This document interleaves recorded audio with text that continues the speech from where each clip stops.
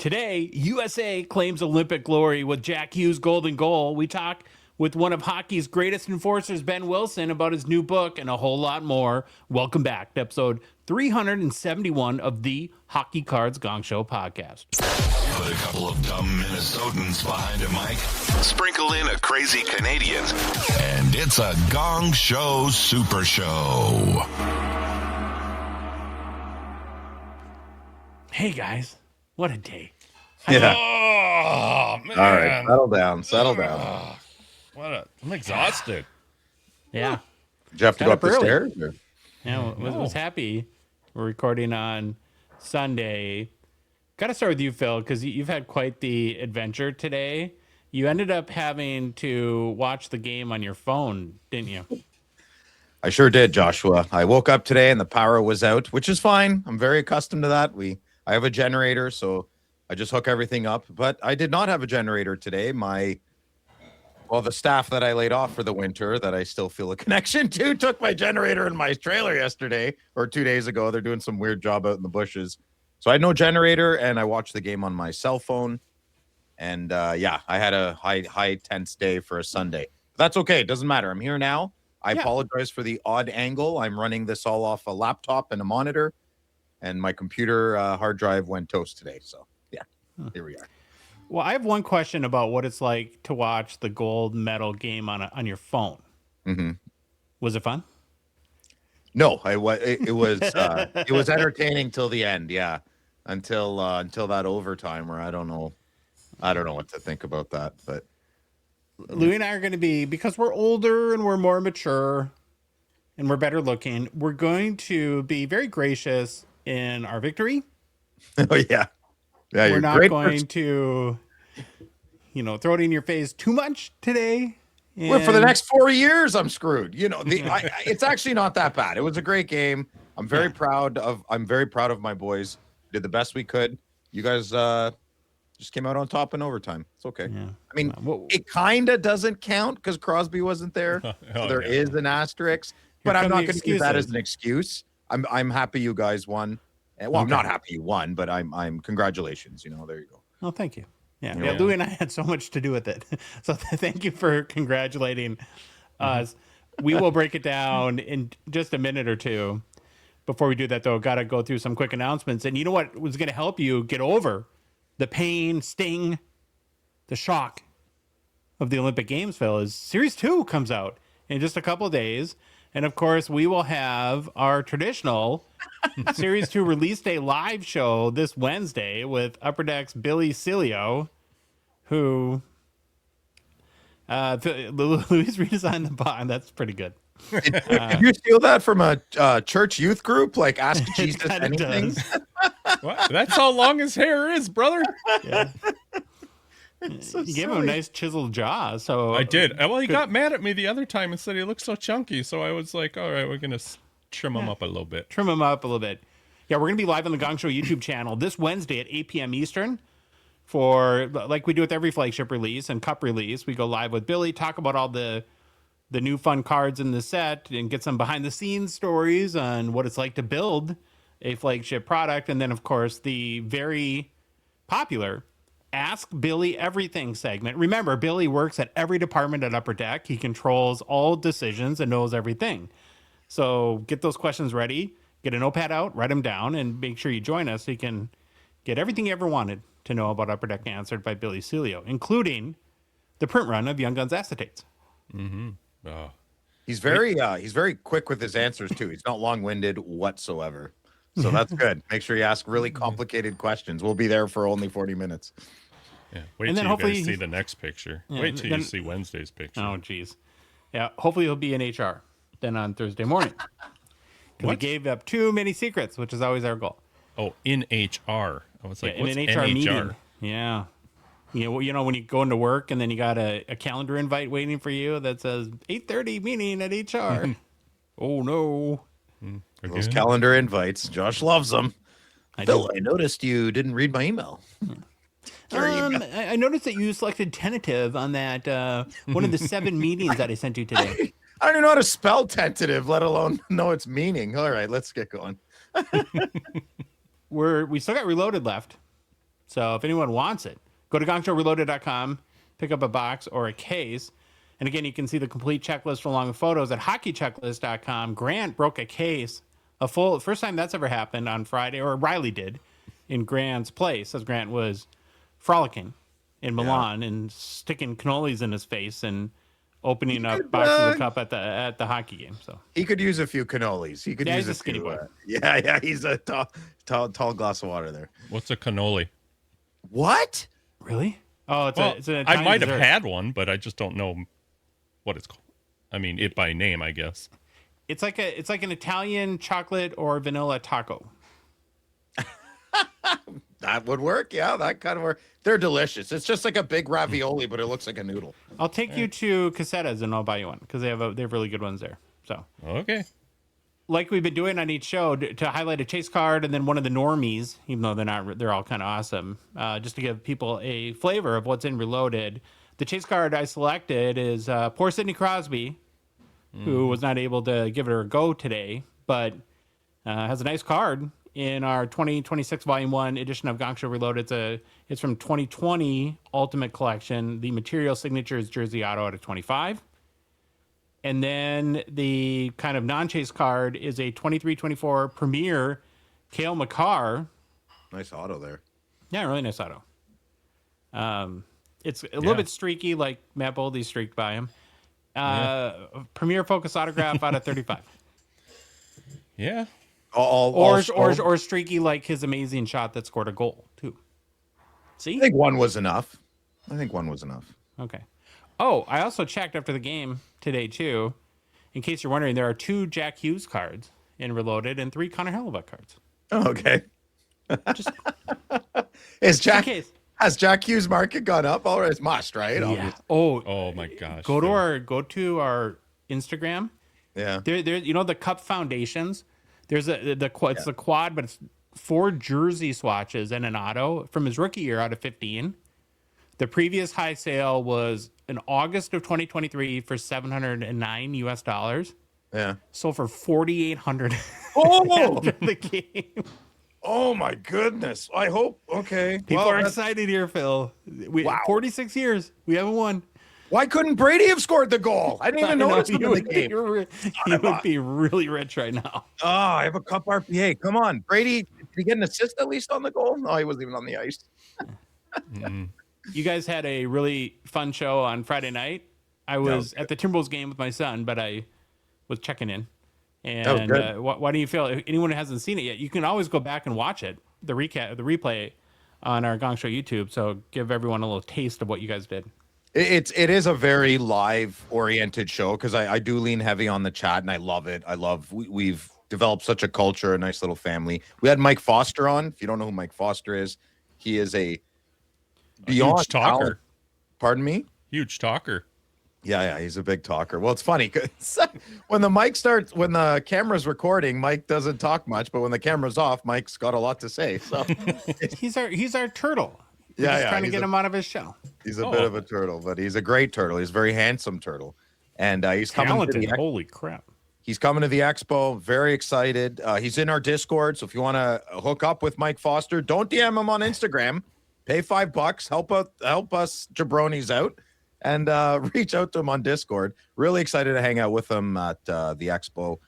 And he just hung out with us. I don't really have guests anymore. I just have someone hang out and co-host. And Victoria was there. She left at 9:45 sharp. I played her lullaby. It's really funny. If you don't want to watch the whole show, at least go to 9:45. It doesn't make sense. It's a recorded show on YouTube. I don't know. It's somewhere in there.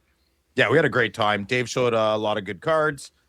I had an awesome game. I showed that Mike brags a lot on how skilled and talented he is. So I wanted to put him in his place. And I showed some of my artwork. I would say we're pretty on par. So didn't you say that Mike's like an AI artist and you're the real artist? Was that what you're? I've heard Mike's a bit of a grifter in some circles, and Phil Marshier is the real deal. So I'll grab my box of Crayolas and I'll have an art off with him anytime he wants. Yeah.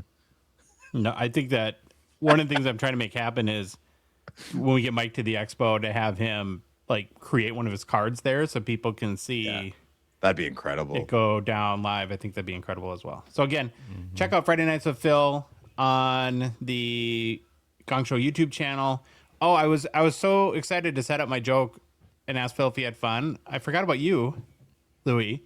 And in the game today, you reported that got a little emotional at your house.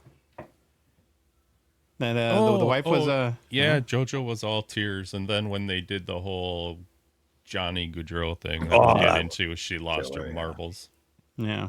Now, did all the kids get up for the game, or was everyone Gavin sleeping? wasn't home. He was watching the game elsewhere. Ellie didn't not get up, but we were both up bright and early, 6:45. Get ready, make coffee, and it was I don't know. I probably should have had a Bloody Mary or 5. Yeah. Yeah, it was a little tense. Okay, one more quick thing, and then we'll get today's show rolling. Got a lot of fun stuff to get into. A reminder that our show, this show, the Hockey Cards Gongshow podcast, is, of course, a Patreon podcast, which means that we rely on the support of the good listener, the good watcher, like yourself, to help us cover our show expenses, produce more, and what we hope is better hockey card content, and then fund initiatives, even in a small way, to grow the hobby. You can support us and join us for as little as $5 US a month. Or like Phil says, hook up with Mike Foster for $5. Yeah. Which in a different context is a heck of a deal, if that's your thing, right? You do get access to our Discord server and all the fun stuff we do there. We have Behind the Bench with our boy Neil, who is, I think, really finding his groove. Like a lot of very good shows lately, and it's more Gong Show content, which a lot of people are asking for. We do stuff like 5K Challenge, Playoff Bracket, Fantasy Hockey, and what the biggest benefit is just to get to meet people and join a positive community of people that love the hobby. And again, like my favorite thing, so we have Evan, our Discord manager. We actually have people that run that ship because we couldn't do it. He's going to the expo for the first time this spring and might hook up with Mike Foster platonically. And, it sounds like we got another Gong Show house brewing. Yeah, I told him. Did you give Mike the address? I told him to text. Yeah, I gave him the address to get one close to ours. And Okay. So, and that's our dream some days, to have like a compound. Like if we get some real money rolling through here ever, I'd love to rent like 4 houses in a row. Oh, my like gosh. Frat Row, Gong Show Row or something like that. Wouldn't that be amazing? Yeah. And almost every day we have more people joining, which is amazing. If you want to support us, just go to our website, hockeycardsgongshow.com, click on the Become a Patron link at the top of the page, or go to Patreon directly, patreon.com, search for us, Hockey Cards Gongshow. There's a link in the show description, both YouTube and podcast apps, and in our Instagram and TikTok profile too. Since our last show on Thursday, we have 3 new members who have joined our community, and our good friend Baba Louie is going to shout them out. Here we go. First one on the docket is Rangers Avs 22. Make up your mind. No, there's a story here. He's a baseball fan and a hockey fan. He likes the Texas Rangers. I and take the it Avalanche. back. I'm sorry. My ignorant comment. I'm sorry. You're welcome. And then this one, Phil might relate to this. I eat unicorn with peanut butter. Yeah, he's on Friday Nights with Phil all the time. What's up, brother? Yeah, one of the best YouTube names ever, too. Yeah, it's so good. And then last but not least, we have Gunther Cards 96. Welcome, the trifecta. You ready with the game plan, Louis? Sure am. First out of the gate, get to know your Hall of Famers. After that, it's the Weekly 7. Following that, we'll get into some hobby news. And then we have an interview with former NHL enforcer Behn Wilson. That up next. Sorry. Burping. Must have had Meatballs? Phil's meatballs. You got Phil's meatball Yeah. burps. We got new product releases, then the Gongshow Mailbag, and some personal pickups. Okay, boys, let's get our show rolling with the Get to Know Your Hall of Famers series. We've been tasked by no one, but still take the task seriously, to profile every single hockey Hall of Fame player that's been enshrined into the Hall of Fame, and for us to learn something about and hopefully appreciate more about the sport we love. Today's Hall of Famer is, I guess, a patriarch of a very famous name in hockey circles. He's a player I knew the name, but did not know a lot about him. Was excited to learn, though, and that's Bryan Hextall. You guys Bryan Hextall fans? Is it Ron's dad? We'll get there. Okay. I'm saying uncle. I bet you uncle. Okay. Yeah. What about you, Louis? You were familiar with Bryan? I knew there was one. I didn't know much about him though. Is there some Bryans are Brian and Yes. obviously this Brian is that a Scottish thing, Irish thing, Welsh? Like where I don't know. I think Good Brian's question. Scottish, isn't it? Like Bruce, Sir Robert the Bruce. You know? Maybe. Yeah. You don't know? I figured you don't. I know most things, but you've got a rare instance of something I don't know. Wasn't Madigan? Aren't you Scottish? Irish. Irish. All right. Bryan Aldwin Hextall lived from 1913 until passing away at the age of 70 years old in 1984. He was born in Grenfell, Saskatchewan, and passed away in Poplar Point, Manitoba. Bryan was a left shot right wing, played at 5'10", 180 pounds, and in a career that lasted from 1933 until 1948, he was a hockey monogamist, playing only for the New York Rangers. He only had one team. Good loyalty. It was common back then, I think. More common than now. He led the NHL in scoring 2 times during his career, was named an NHL first All-Star team selection 3 times and a second All-Star team selection once. Most importantly, Bryan won the Stanley Cup in 1940 with the Rangers. And in 449 career games, he scored 187 goals, added 175 assists for 362 points. And in 32 career playoff games, he scored 8 goals and produced 17 points. Why should you care about Bryan Hextall? Well, he was born, like we said, in 1913 in Saskatchewan and moved to Poplar Point, Manitoba as a kid, where he learned the game and built his edge. In 1929, he played on a Manitoba juvenile championship team. Sounds like a kid's jail. Mm-hmm. An early sign, he was already a difference maker back home in Manitoba. For the 1931-32 season, he jumped into junior hockey with the Winnipeg Monarchs and kept climbing fast. The next season, he switched to the Portage Terriers and won the Manitoba Junior Hockey League scoring title. He turned pro then in 1933-34 with the Vancouver Lions, the vaunted Lions, and immediately looked like a goal scorer who could handle men's hockey. By 1935-36, he led his league with 27 goals, and Vancouver won the league championship in that same era, his first kind of big pro stamp. In 1936-37, with the Philadelphia Ramblers, we've now gone through about 12 teams I've never heard of. He piled up goals again, scored 29, and made it impossible for NHL scouts to ignore him. The Rangers gave him a short NHL look, 3 games in 1936-37, and then brought him in for good.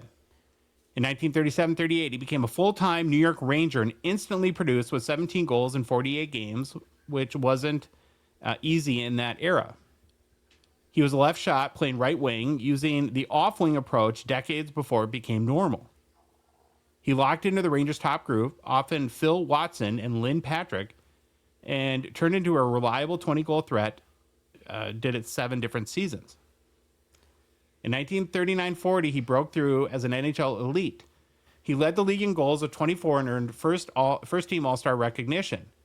And then during the 1940 Stanley Cup Final versus Toronto, he delivered a monster game 2, a hat trick plus an assist to fuel a key comeback win. He then authored the Rangers' signature moment, an overtime goal in Game 6 to win the 1940 Stanley Cup.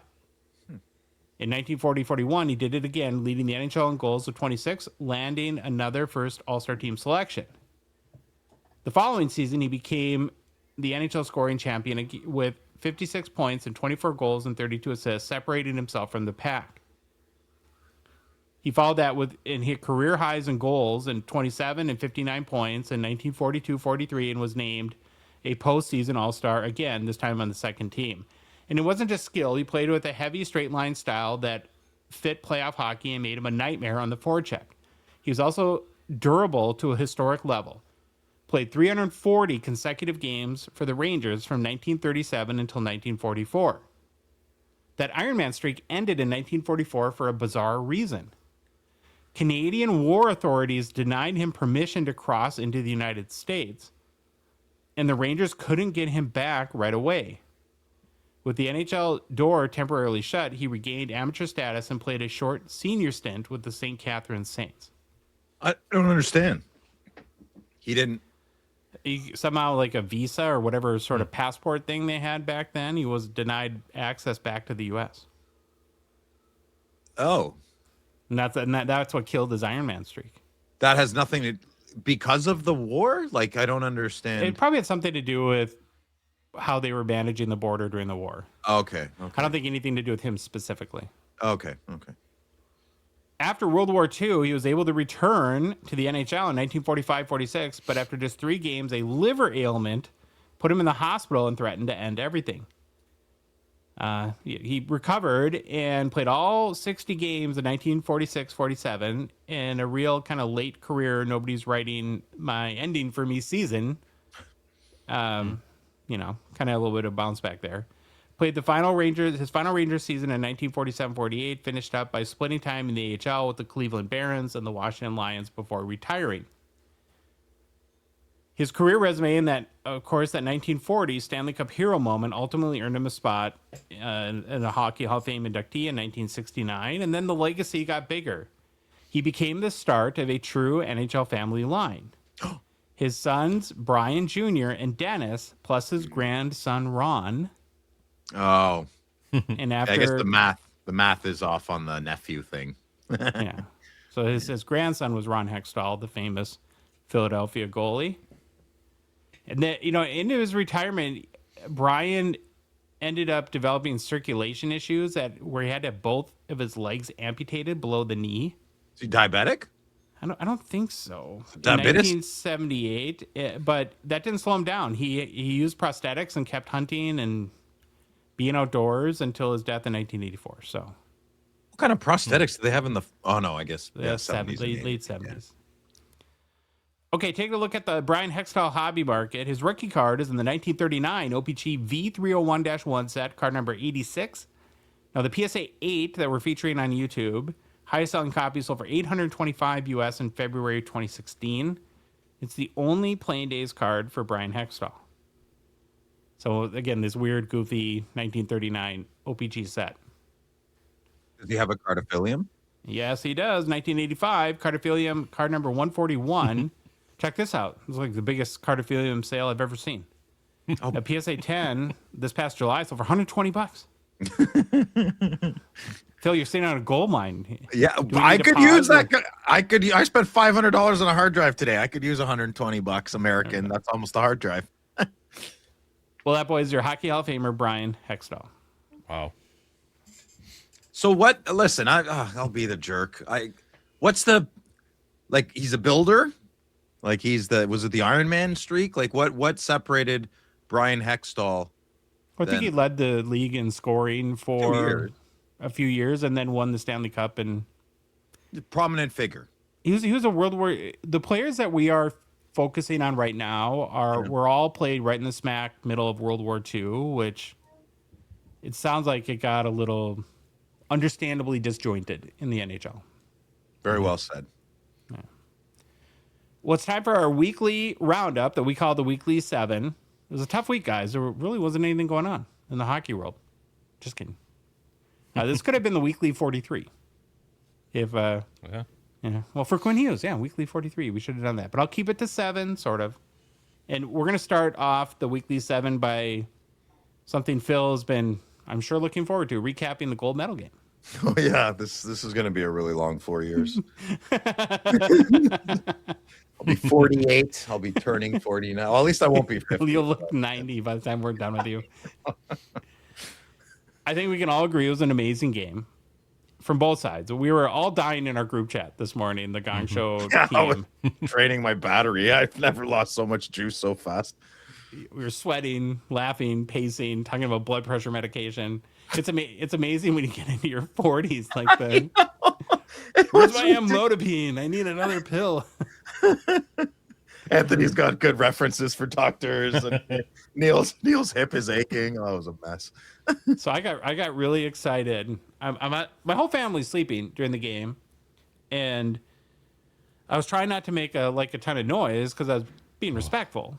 And so That's I was like doing ridiculous. like more like motions. And when Matt Boldy had his breakaway goal, beat Baby Bobby Orr, I got really excited. And I started fist pumping, and poor little Kobe got scared because I don't think he knew I was happy excited. And so he comes running over to me on the couch, and I literally punched him in the head. Oh no. It hurt. Oh, poor. What, your hand? Yes. He looks bony, eh? He's a little He's got a bony. thick skull, man. It's like, oh, and I'm like, and I felt bad. But it was an awesome game. I mean, where do you start? Right there, you had breakaway goal by Boldy. You had breakaways stopped by Hellebuck on both McDavid and Celebrini, which is crazy to think about. The U.S. kills a 5-on-3 power play, which I don't think Yeah, anyone in the it. world thought that was possible. And it wasn't like a 12-second 5-on-3. It was, Louis, you got in trouble, right? I Your got wife yelled mad at. Oh, yeah. She chewed me out. She's like, you always look at the negative. I go, I'm a realist. Yeah, 5-on-3. They are going to score here. You have to score. It's non-negotiable. You have to score in the game of hockey 5-on-3. It's crazy. I know you guys got a great defense and all, but come on, look at the firepower. We had to score there. That was the TS. Wasn't the TSN turning point, but What kind of deflating. was for you? Because It was after better that, for you after guys. Yeah, it unified you guys. I mean, No, Yeah, I just actually pathetic. disagree with that, because I think after that, like, it was incredible that we killed that, but for the next period and 10 minutes, you dominated. Like we were, I didn't know what, we were so bad. Well, I we couldn't mean, possess the puck. that's the obvious, right? We should have won the game. Yeah, but we didn't.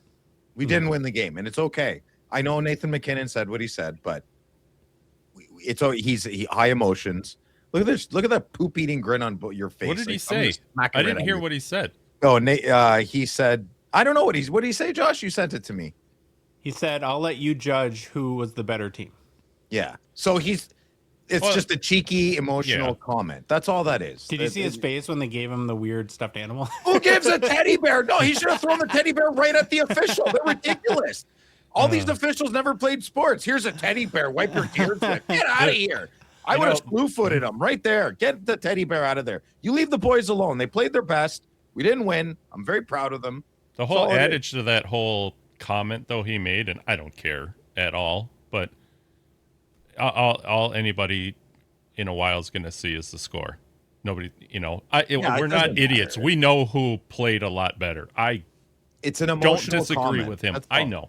And I'm not mad at him, but you still lost. So In a 7-game series, I'd give our team about a 15% chance of winning. I mean, that's how good Canada was. But this game, though, again, it had it all. Like, we killed a 5-on-3, then Jack Hughes' teeth get knocked out. We get a double minor, and you guys kill that. Then he gets a penalty right at the end of the game, and you're thinking it's over. Brock Faber hits every post.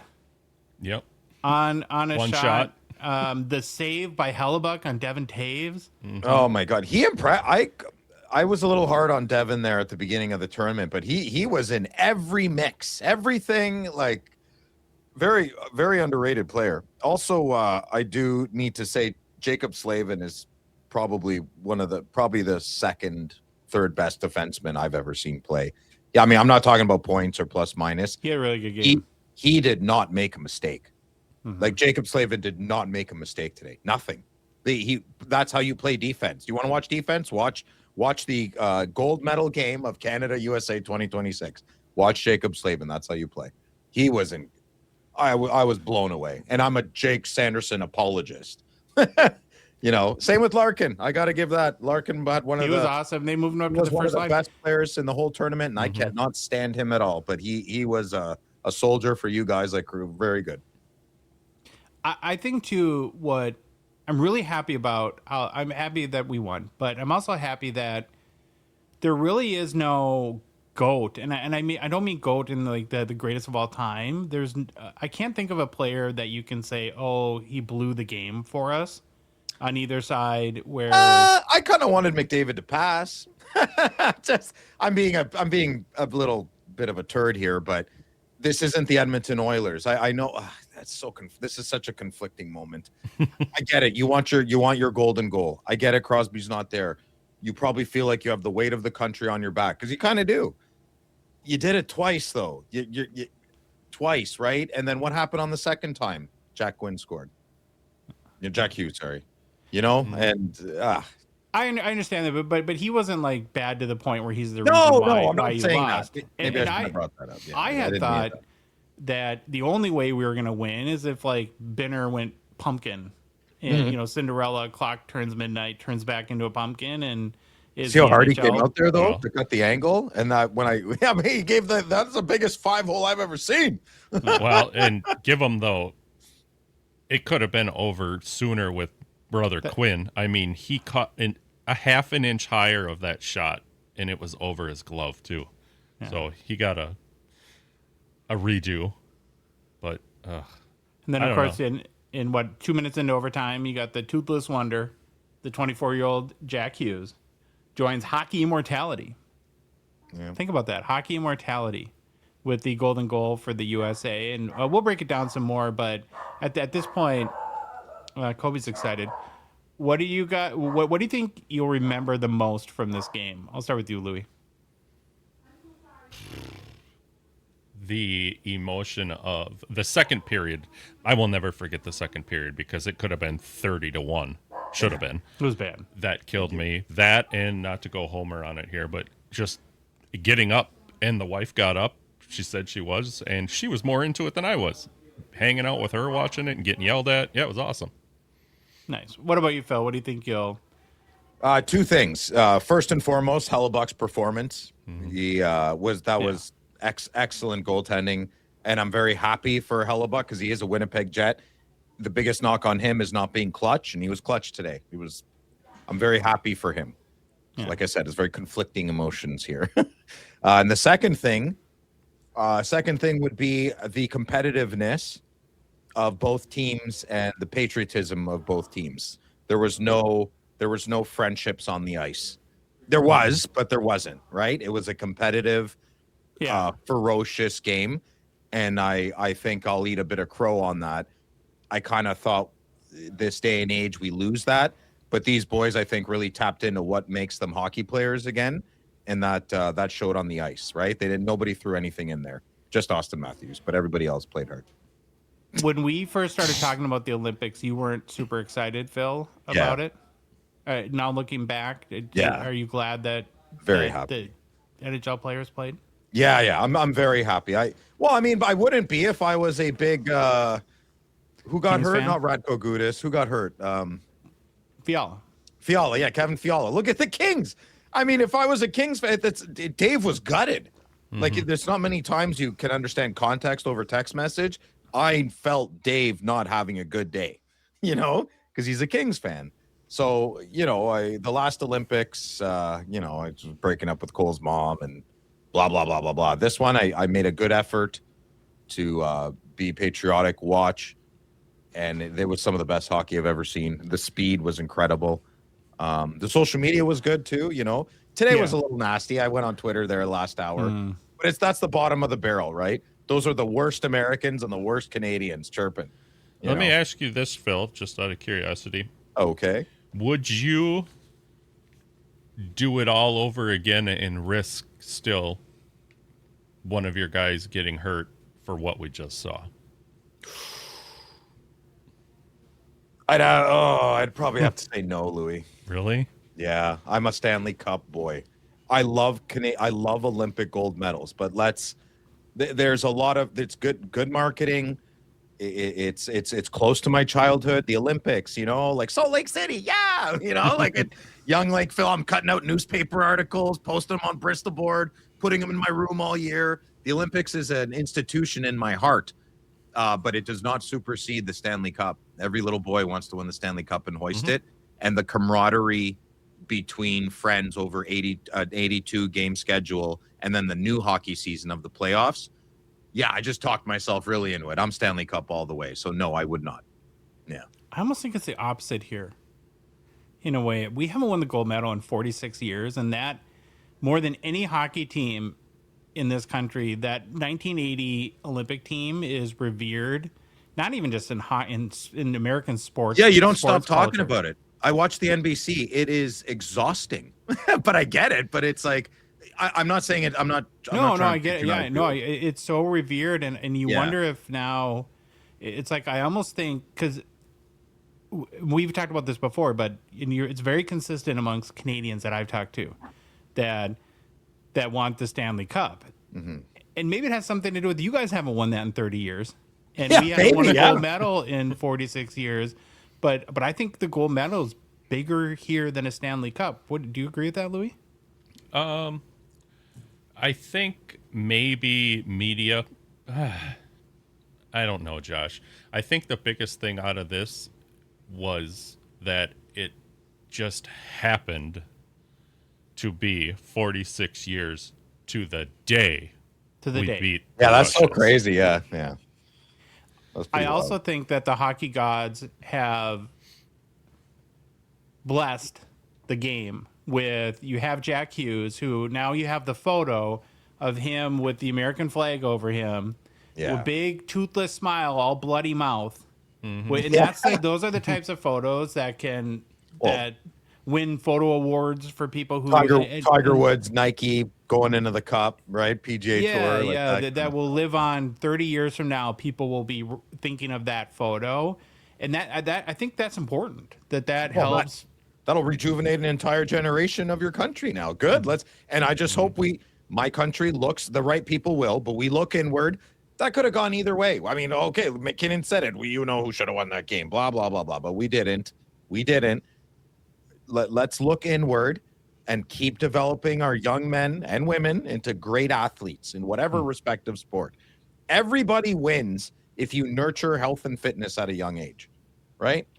And I think your country has a beautiful future in hockey, and we have such a pedigree and history in hockey. I think it's great that we're both meeting at the top here. I heard one more thing, then we're gonna move on to point two, that made a lot of sense to me. We're still on point one. Yeah, Jesus. we're on point one. But hey, it's a big day. Okay. You got 4 years of this, buddy. Get ready. Yeah, I'm so grateful for you. That the USA Canada hockey rivalry is only getting more and more special. But in order to have a special rivalry, we have to win occasionally. If we never win, it will never be a good This is a good rivalry. It's good. For the next 4 years, we got to beat you now. It's good. You have bragging rights. Absolutely. You won the game. It's all good. You enjoy it. It's our job to take it from you and bring it back home. Now, point number two in the weekly seven. So I compiled, not everyone, but I have a list of winners and losers from the Olympics. Oh, this should be good. So you guys can chime in wherever you want. All right. First one, winner, USA Hockey. Yeah, surprise there. Epic gold medal games with the USA defeating Canada in both men's and women's in overtime. You're such a dumb man. No, go ahead. Highlighted the game's biggest stars on a huge stage. And I think on the women's side, which we haven't talked about too much, hopefully created a bunch of exposure for the PWHL, maybe generate some interest in the hobby on that side too. And then again, for the men, they are on the USA side, we're Olympic champions for the first time in 46 years. And I'll reference this point too that we talked about on our last show about Brock Nelson from Warwood, Minnesota. The USA now has won the Olympic gold medal 4 times, and he's had a family member on every single one of those teams, including Including himself. Yep. 1956, 1960. So it was his great uncle, his grandfather, his uncle, Dave Christian, on the 1980 team, and then he played. That's crazy. When's the Disney movie coming out? That's wild. Probably right. Loser, Canada hockey. Yeah, I'm gonna smack you right in your mouth. Do you have to say? Do you have to say? No. Venom? I hold on. Just give me a second. All right. Not the results you guys were looking for. I understand that. If I had to bet, though, I think these Olympics will put a big fire in the belly of Canadian hockey culture, and I would expect you guys to come roaring back. Thank you. I think we will. Got a good crop of young lads. Poor Bedsy. But anyways. I have one more kind of question on this. Just from the American perspective, can you, like, okay, so if we had lost the game, I think a bunch of us hockey diehards would have been pretty upset, but our country as a whole wouldn't have cared much. I think the term is a bunch of you blowhards. Oh, no, you want a great example?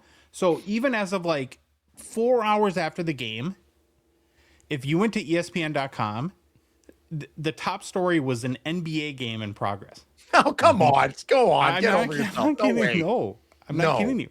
That's what came how- on the local play station. the shame. Play the shame button because that is shameful. What's the matter with you? Don't actually play it. You missed it. You missed it.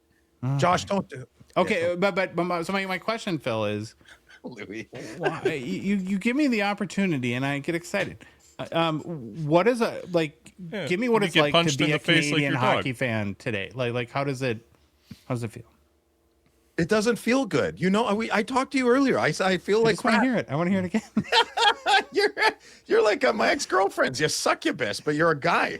All right, we'll move on. Oh, hey, Phil, did you see my shirt? I just got it 3 hours ago. I'm not kidding. Yeah, it's awesome. Cold in the basement, but it's a nice shirt. Dude, yeah. Got the heater on under my desk here. I got a space heater under my desk. I do. Winner, Macklin Celebrini. Yes, agreed. Oh, I didn't know if yes. I could be more impressed with this kid, but not only did he fit in, he shined at these Olympic Games. He couldn't convert in the gold medal game, had a bunch of opportunities. In but the his same overline- spot. Your defense is amazing, but there was like a 3-foot radius where Macklin Celebrini set up his office, and he got a shot off every time. Craziness. So in 6 Olympic Games, he had 5 goals, 5 assists for 10 points, was also a +6, and he's 19 years old. He's a baby. I don't think I can't imagine he'll get any of the blame for No, if there's obviously any not. if No. people are, yeah. No one's getting blamed. There's no blame. There's period. no blame here, dude. No. No one's getting blamed. The blame is on Twitter. Don't read it.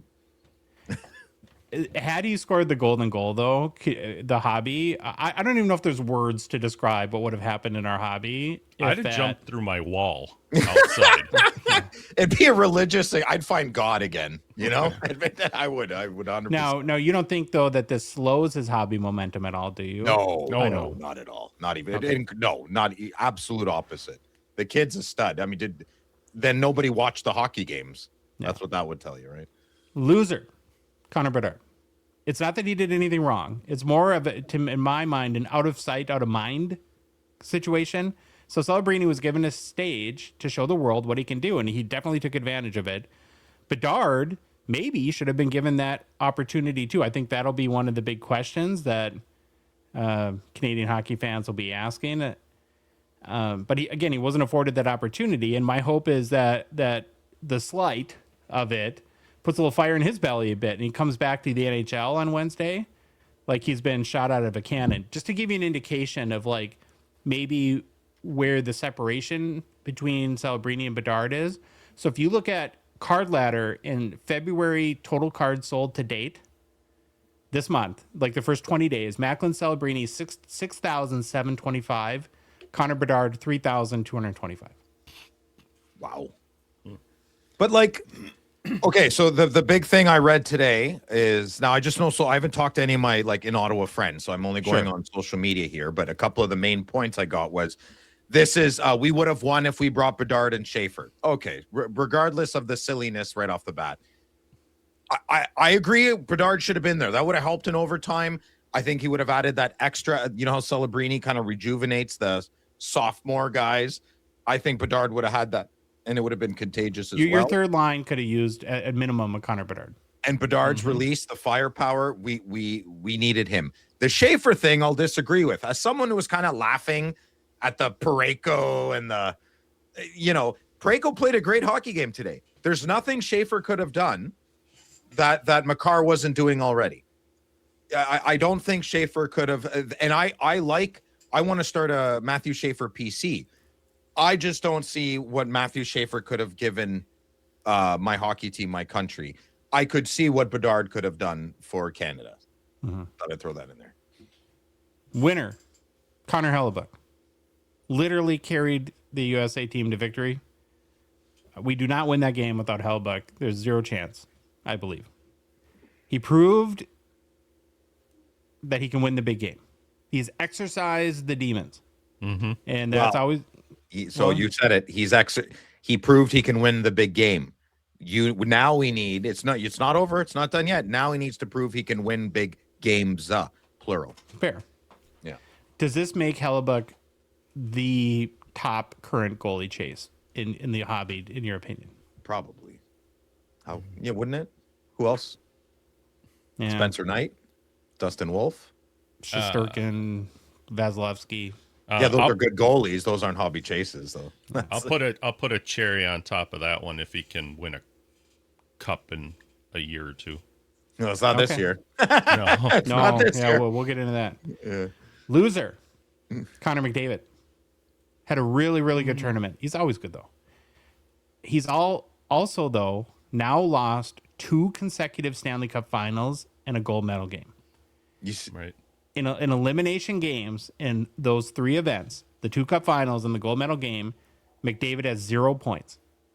0 points in Game 7 in 2024, 0 points in Game 6 in 2025, and 0 points in the gold medal game. You had to just go through all of them just to make sure that we knew it was 0 Hey, points. do you say it again, Josh? I missed it.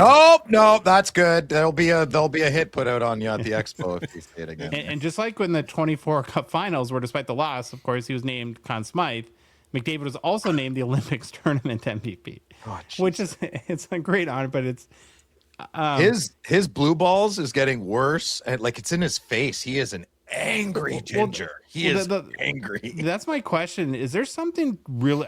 All of our jokes aside, is there something to this, or is he the most snake bit hockey player that's ever lived? There's still 10 years of playing. I know. He's still got, so I'll answer that in 10 years. Okay. What do you A think? lot Louis? can change, right? He can win 3 cups from here on out. Of course. 3 cups and a Sure gold. could. Totally easy. Well, So not could I. easy. Totally Me too. difficult, but he can do it. Yeah. I could coach the team too. Yeah. Okay. Go quiet, Louis. You can do it. Winner, Jack Hughes collectors. It's been a tough go for about the last year if you had a big Jack Hughes PC with this hobby market. And almost immediately after the game, everyone was reporting that it's like all of a sudden all their Jack Hughes eBay listings get cleared out. Cards are flying off the shelves, so to speak. And again, a few years ago, Hughes was one of the most liquid players in the hobby. Like Sylvain would always say at the expo, the easiest card to flip and sell would be a Jack Hughes Young Guns. In December, his Young Guns had dipped below $100 US. Young Guns PSA 10. Whoa.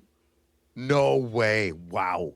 And it's been the whole injury thing. It's not that he's played bad. He just doesn't play. No, he's a world-class player, but if you look at him too hard, he fractures.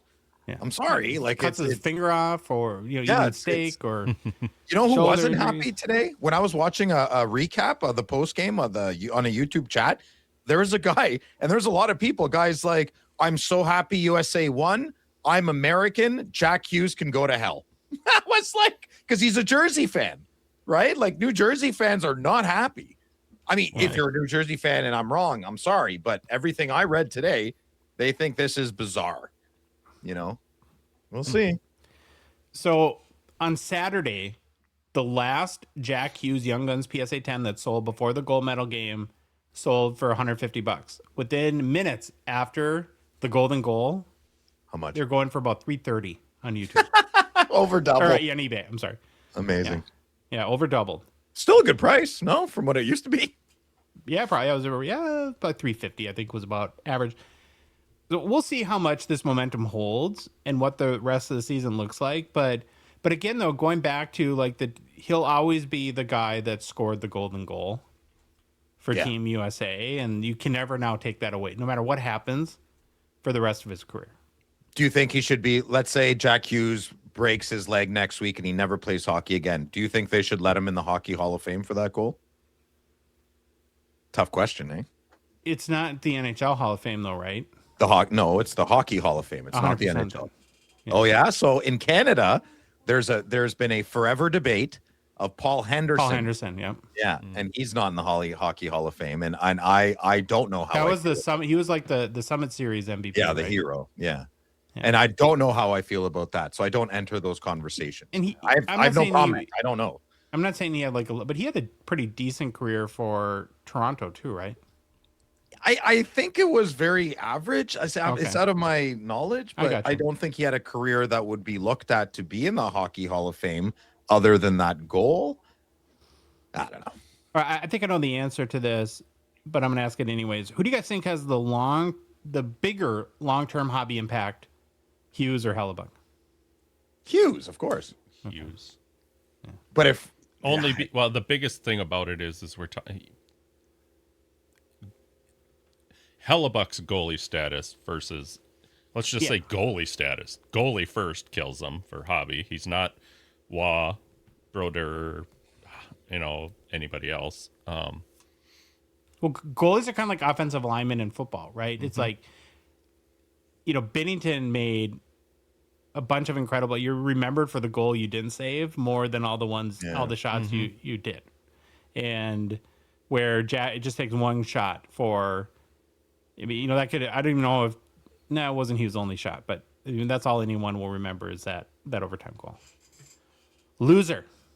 Hockey fans worldwide that didn't get to see Sid in the gold medal game, and this includes, I think, Americans too. I always want my team to win, but I'm also like I always want us to win. I want us to beat the competition at their best. Yeah, you don't want the asterisks, and you have the asterisks, right? And Crosby on the power play, Crosby in overtime. What could have been? I don't know if I buy all that. We lost. I'm just being an ass. No. I'm not even like giving you funny looks because of that. I mean, some people are serious though. They're like, yeah, you won, but sure, yeah, it's the serious. Well, it would never hurt to have Sidney Crosby on your team. I think it's impossible to know if that is the one thing that would have changed the outcome. Maybe, but maybe not too. There's a lot of things that could have changed anything, though. If you want to get nitpicky about it, it wasn't best on best because the Russians weren't there. We don't know. One of us might not have even been there.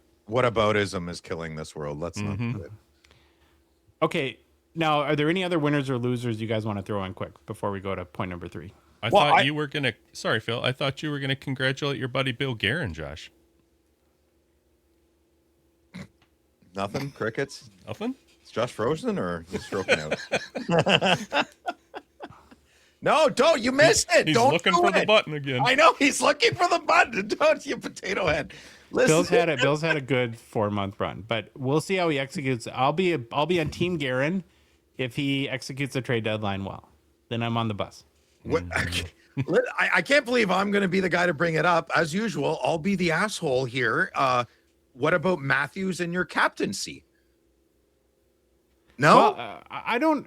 Maybe now. Listen, I'm not the world's most foremost hockey analyst, and I felt like he was a little quiet. But there's been a lot of the social media chatter out there is that he played an awesome game today. Oh, for God's sake! Despite not scoring, and then you had all of a lot of the Team USA, including the Hughes Bros, and a bunch of other players, kind of went on the attack against Canadian media and said that the Toronto media should start writing articles about how Austin Matthews led their team to the gold medal. Yeah. I'm not making it up. I'm not making it up. Give me a break. I just puked in my mouth a little bit. It's okay. I swallowed it. We don't have to pause or anything. No.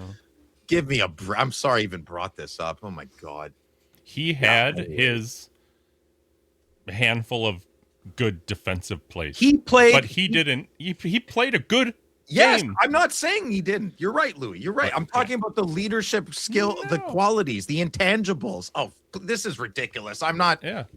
Hey, send my wife up there. She'll tell him what's up because she still thinks Brady should been wearing that C, and that's not just to pump you. That's not to pump you up. She literally no idea you're a Brady guy, and that's what she thinks. Okay, I'm going to read you the quotes, Phil. No, I don't want to talk about this. No. You brought it up. The Hughes brothers stand up for their captain. Here's the quote. It doesn't matter what anyone says now. Austin Matthews is a winner. He's an Olympic gold medalist, said Jack Hughes. That's what the media in Toronto should be talking about. Austin Matthews led us to a championship, added Quinn. The Mr. Glass 1 and Mr. Glass 2. Yeah, you let me know their definition of what a winner is. I mean, I guess you did win just a gold medal, but whatever. That aside. Yeah. NHL.com, if you're listening to this, put together a really good NHL Edge stats for him on your website so we can dissect it and see how he really did.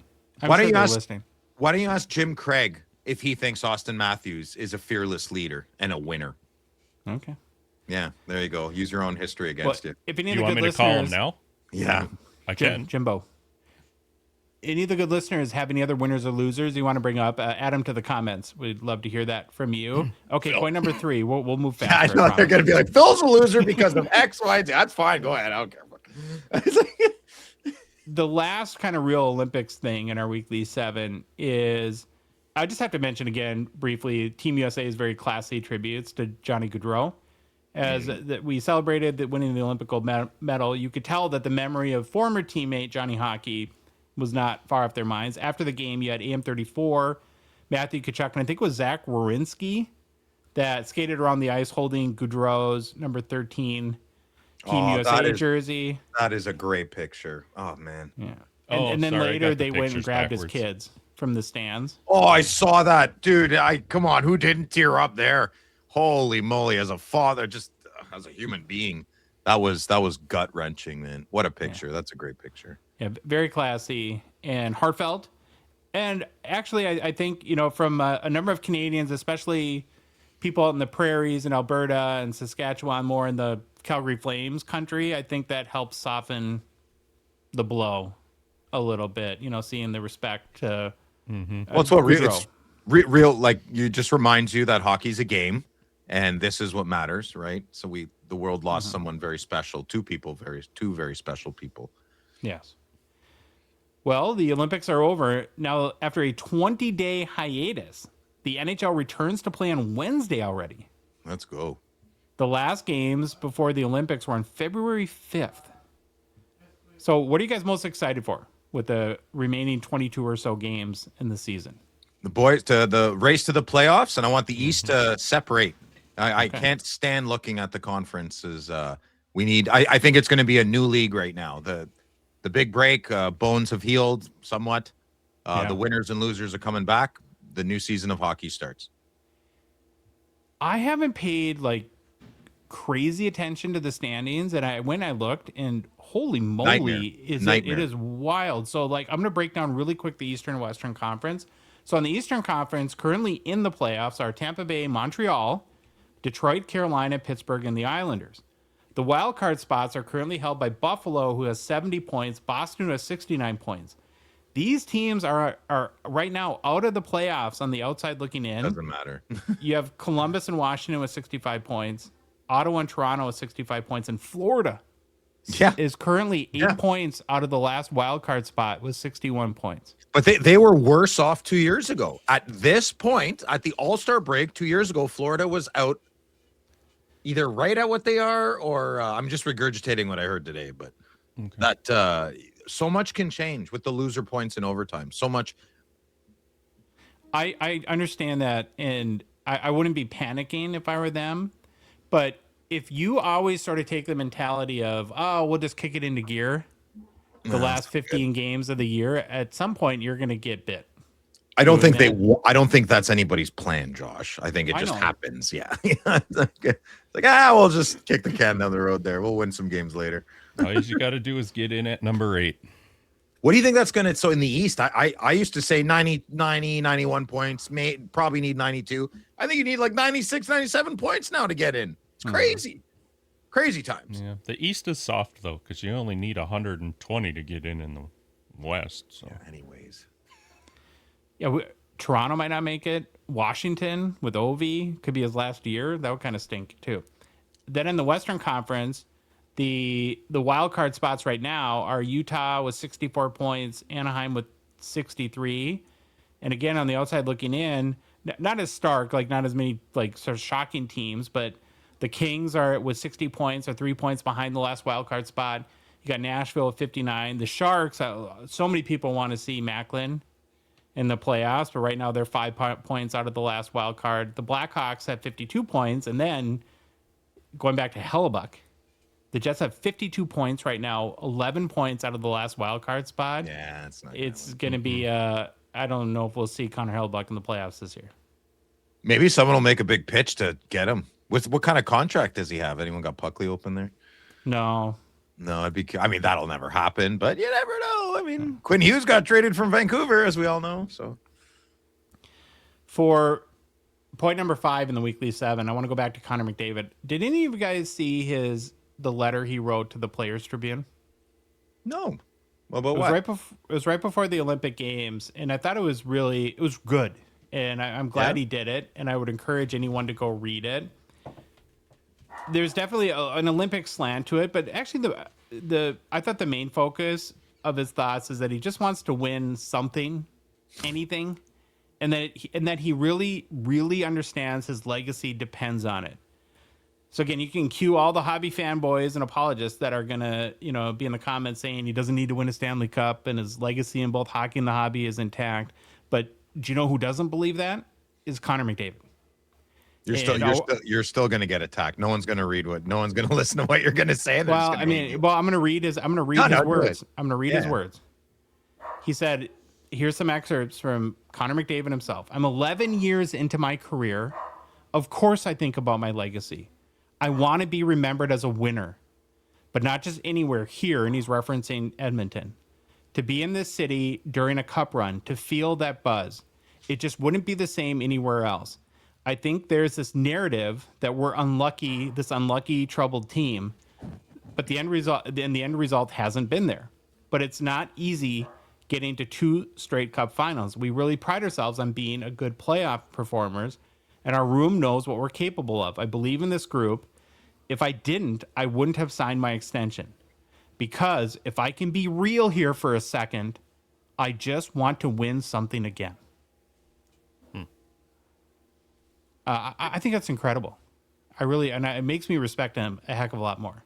And not that I didn't respect him before, but that's 100%, I think, what you'd want to hear from Connor McDavid. And we know what he's talking. It's not really hard to read between the lines. He wants a Stanley Cup. He wants multiple. He doesn't want one. He wants multiple. Oh no, but he doesn't need one though, right? And he also addressed the perception of his personality, which I thought was interesting too. So here's him talking about beep bop beep burp. Yeah. He says, I think people have this idea that I was this hockey robot. Oh, damn it. And yes, I loved hockey. I loved playing, but I was also just a normal kid. I played lacrosse. I watched football on Sundays. I ran around the park with my friends and had a lot of fun at school. It was just me. And hockey for me was just an extension of all that, if that makes sense. It was just a thing that I loved, that was part of me. I'd see Matt Sundin make a great play or Darcy Tucker lay a big hit, and I just want to go out there and do it myself. And then he talked about the pain of losing a lot, which you can tell by the article that he really internalizes that. And last little quote from him here. There's a part of me that feels like I shouldn't relax until we win, that I shouldn't write stuff like this until then. But I think it's important to not be afraid of the scars we have and how close we came. I think it's important as a captain to be a human and not just a hockey robot. I wish more than anything those finals went the other way. It sucks. There's no other way to put it. It breaks my heart. But the only option you have is to use it as fuel for the fire and show up the next day to the rink determined to get better. What just amazing words. Again, I think if I'm a McDavid fan or collector, I love reading this. Yeah, if your son is a big Connor McDavid fan, you're proud that your son is looking up to this guy. Mm-hmm. Do you want to? I'll let you finish this up, and then I can touch on Hellebuck's numbers if you want. Yeah, the only other thing I was thinking, because he did have the game-winning goal in the Four Nations, and the only thing I don't know though, from a legacy perspective, is how much people will care about who won. The Four Nations was an amazing event. It was a huge win for Canada. Oh, gosh, it's not a thing. Yeah, no, it's not a thing. Come on, it was I a don't nice. want to diminish it, but No. Why? 10 Listen, years from now, it's definitely something, but it's not a monumental event. It was a cool tournament. McDavid played great. I mean, he's the best player in the tournament, and he scored the winning goal. It's awesome. But NHL produced, even smaller than these Olympics by far. Didn't have the whole, it was, I think that was more special in that moment because of the American Canada thing going on. We had our elections too and everything. The one thing, as I was trying to think of like the Canada perspective of this, is that one question I asked myself is like, okay, would I trade 10 Four Nations wins for one gold medal? And I'm like, probably. There's your answer. That's a good way of looking at it. Yeah, I'd say I think it's just better than an All-Star game, right? I mean, That's all that was. Okay, Louis, you had some Hellebuck information? Yeah, so he's an $8.5 million a year player. He's in year 2 of 7. So he's locked up. That's a great contract. Wow. Locked up through 29-30. And then when he becomes a restricted free agent after that, though, he is 38 years old. Oh, so he's locked. Yeah, he's not going anywhere. Okay. Yeah. Thank you, Louis. Okay, number 6. Do we ever want to see another NHL All-Star game? No. We just talked about that. Yeah, 4 nations only. Well, let me give you a little forecast of the future here. So we've had consecutive years of international play with NHLers. We had the 4 Nations face-off last year, and of course the Olympics just ended. Next February, though, we can all look forward to the return of the All-Star Game, which is scheduled to be at the Islanders UBS Arena. And the game and related events that weekend will be February 5th through 7th in 2007. I have no idea what the NHL can do at this point to make the All-Star Game remotely, because it's like and that goes back to the whole 4 Nations thing. They did such a good job making that an amazing event. How do you go back to an All-Star game now? Why don't they just make a break? Like 2 weeks off, no hockey. The boys got to heal up. Like, what's wrong with that? I don't understand the problem. Why do we need an event? It's the hardest slap shot and the fastest skater. That's it. Nobody cares. Accuracy, maybe. It's just like the basketball competition. When's the slam dunk competition? That's all anybody cares about. Basketball, maybe. Basketball and hockey are, well, even football, but they're all bad to play all-star game-wise because nobody tries. Now, I don't have a problem with, I think of it for the kids. If they can go to the rink and watch all these guys do fastest skater, hardest shot. An event for the city, like no game though. TV rights, like, oh my God, the All-Star Game's on Saturday. Like, make it on a Tuesday afternoon. Make it for the kids and the local businesses. Like if they did it here in Ottawa and said, "Hey, local business, good chance to advertise. Come have a fun day. Let's celebrate hockey. These All-Star players are going to be there, but they're not going to play. Maybe they might do a hardest shot." Make it in a local event. It's the Wales and Campbell conference thing is done. Like that's done. I have one idea. I don't know if you guys are liking it or not.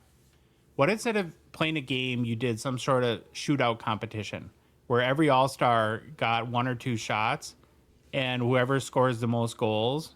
I actually think that would be more fun to watch than people not trying in a hockey game. Don't they already have a shootout competition?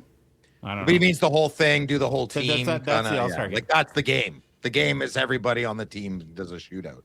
I think it's none of it. Louis said it perfectly. Those sports are hard. I mean, I don't know why it'd be hard in basketball, but if you can't, anyways, if you can't go, balls out, how are you supposed to play the sport in an honest way? Like that. Didn't football do flag football for their All-Star game now? Yeah. That's kind of funny, no? They did? I mean, that's but you can play flag football, and those men are going to give 100%. They're not going to get hurt. I mean, maybe, but probably not. Pull a hammy. I'd pull some. I don't know.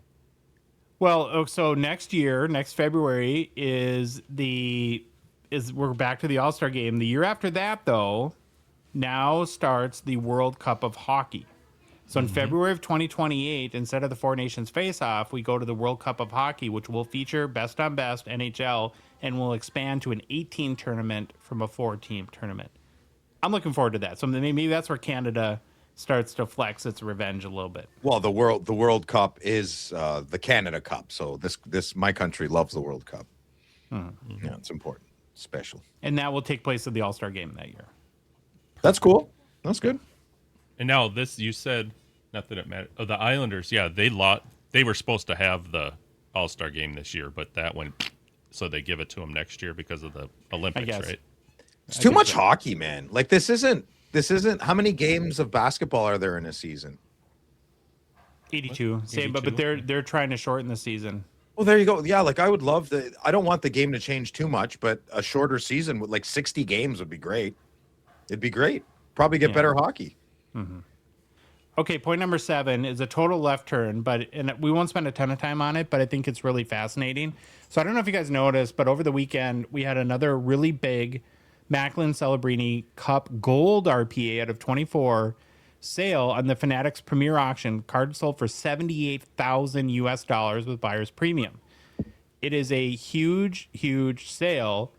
It's also another example of a really interesting trend that's popped up really with like the Celebrini and Bedard class a little bit, where, and this is like an old hockey fuddy-duddy would know that traditionally, even though they're numbered out of 24 or sometimes they were numbered out of 12, the gold RPAs typically would sell less for less than the quote-unquote true RPAs, which are out of 99 or 249.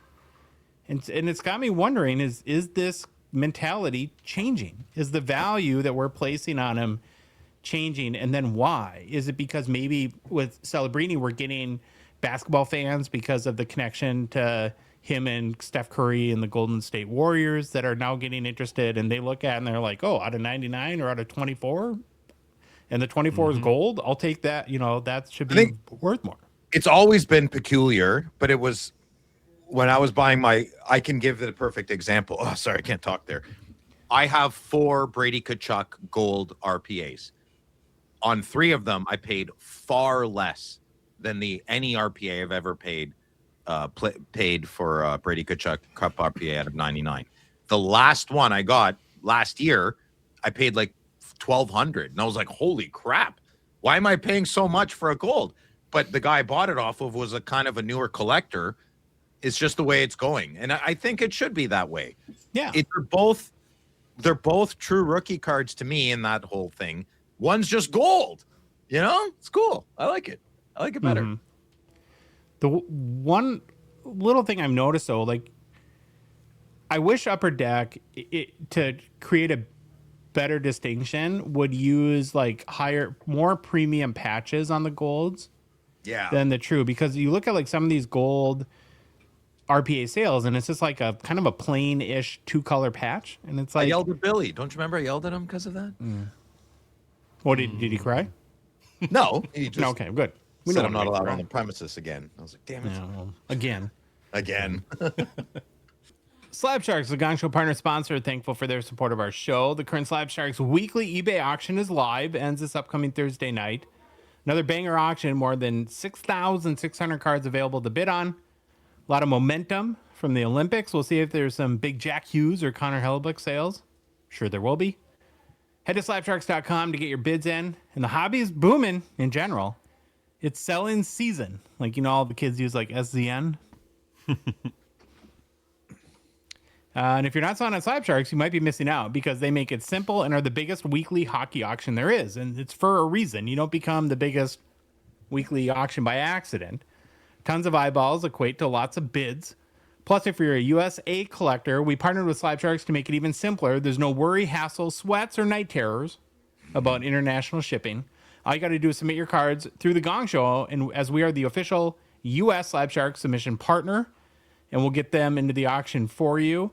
And our shipping locations are listed on the Slab Sharks website. You can find them in the show description as well. And for complete consignment information, including payout rates, and get the process started today, head to slabsharks.com. Hobby news. Hobby news. Hobby news. All right, a couple quick things in hobby news. So first of all, there's a lot of hubbub. I think it was Saturday morning about the tariff situation here in the United States. And I was getting texts from people about the tariffs are going away. They're not going away. They're coming back. They're coming back bigger. They're coming back smaller. So if you haven't seen the news, the U.S. Supreme Court struck down many of the Trump administration's already in place tariffs, ruling that the administration did not have the authority to implement them. Oh, good. And we're not a political show, thank God. I'm not a fan of the old politics these days. You're welcome. We are Hockey Card Switzerland. Here we go. I look so good. You do. So remember that. This is that. No comment on the politics side of it. But again, when the announcement came in, others were saying, "Oh, tariffs are going away," and then there's even articles about like refund opportunities. And I've paid some big tariffs. You have, and I'm like, I wonder how that will work. I spent some time looking into it, and I think right out of the gate, the administration went back and did like a 10%, then 15% tariff that they apparently do have the authority to do. And a bunch of articles speculated that companies will find a way not to give refunds. So is there tariffs still or no? I think it's a moving target, and Okay. and nobody knows. And so my takeaway is, I'm just going to continue to expect that there will be tariffs until I'm pleasantly surprised otherwise. Yeah. Okay. Yeah. So that's the. We found loopholes though. I highly recommend to find your own loophole. I just want, we just had a great hockey game. I want our countries to be best friends. Well, I don't want to punish the each olive other. branch you gave us today. Yeah. Well, we wanted to show you Tough what love. winning and Tough joy love. was like. It was a gift. We are It was best friends. Listen, man, we are best friends. Sometimes friends just fight sometimes, and the kids at the table throw scraps at each other, but cooler heads will prevail 100%. They already have. We're good, man. We're fine. Danny, I've sent boys younger than you to the gas chamber. I didn't want to do it, but I felt I owed it to them. Okay. One other quick hobby thing. I got to admit, pretty impressive how Topps and Fanatics handled the Team USA gold medal game. Within about 13 minutes after the USA won, there was on Topps Now, the ability to purchase the Jack Hughes golden goal card. And through February 25th, you can order a copy or copies. Prices start at $11.99 for one card. Great picture there. You're copying Sydney on that. You could have picked a lot of different. That's the golden goal pose. He didn't have a stick in his hand in his card, so it's different. Sydney didn't play anyway, so it doesn't matter. I agree. Thank you, Louis. Good point. You get volume discounts for ordering multiples. So I think at its cheapest, the card is like $8.50 a piece if you order 20 or more. And then there's a bunch of parallels. There's out of 50 gold foil, out of 25 orange foil, out of 10 black foil, out of 5 red foil, and then a 101 foil fractor, which is kind of a new term for us here on the hockey side. And then some special variations too. And this is where it gets really interesting. There's foil parallels featuring a special Team USA blue foil sequential numbering to 50 and lower. There's some image variation short prints. These ones I love are really. So there's a short print there, kind of showing the toothless smile, and then even better one that's a little horizontal with the bloody mouth there going on. They're gonna get rid of the blood on his teeth, guaranteed, for sure. Well, then somehow, and I saw a social post from Fanatics that kind of made it seem like that this is the real picture of the card. And this is, if not minutes, hours after the game. There's a 1-of-1 autographed inscribed. Wow. So did they have like somebody in the locker room? They must have. Of course. That's the job I want from Upper Deck, to be the guy to go the liaison, right? There's a liaison in there. Yeah. Well, a fixer. How would they have that card printed though? Unless it's a big sticker where that'll be. They had it I'll tell. that can't be real. Wait. Yeah, because that's an actual photo from the game. So I don't know how they would, but I saw a social post from Fanatics that said, and Jack Hughes, inscribes a golden goal USA. So maybe they'll have him write that later on the card. There's no way he wrote golden goal like that in that cute girly little exclamation point and go USA. Yeah, good point. Louis got it. That's No a computer exclamation point. That's the thing they Yeah, do. fair. They made the card quickly graphic design. They had an hour to do it, and they'll just get it done to look like that similarly. But they were Johnny on the spot though, and I would love to see Upper Deck do the same, right? Like do something very, very similar with that, and it's just taking advantage of everyone's excitement. And we know a ton of people that, I think Neil, right, was like, I got a 10-pack or something like that right away almost. And a lot of people feeling the love of the victory there, and good on them for taking advantage of it. Mm-hmm.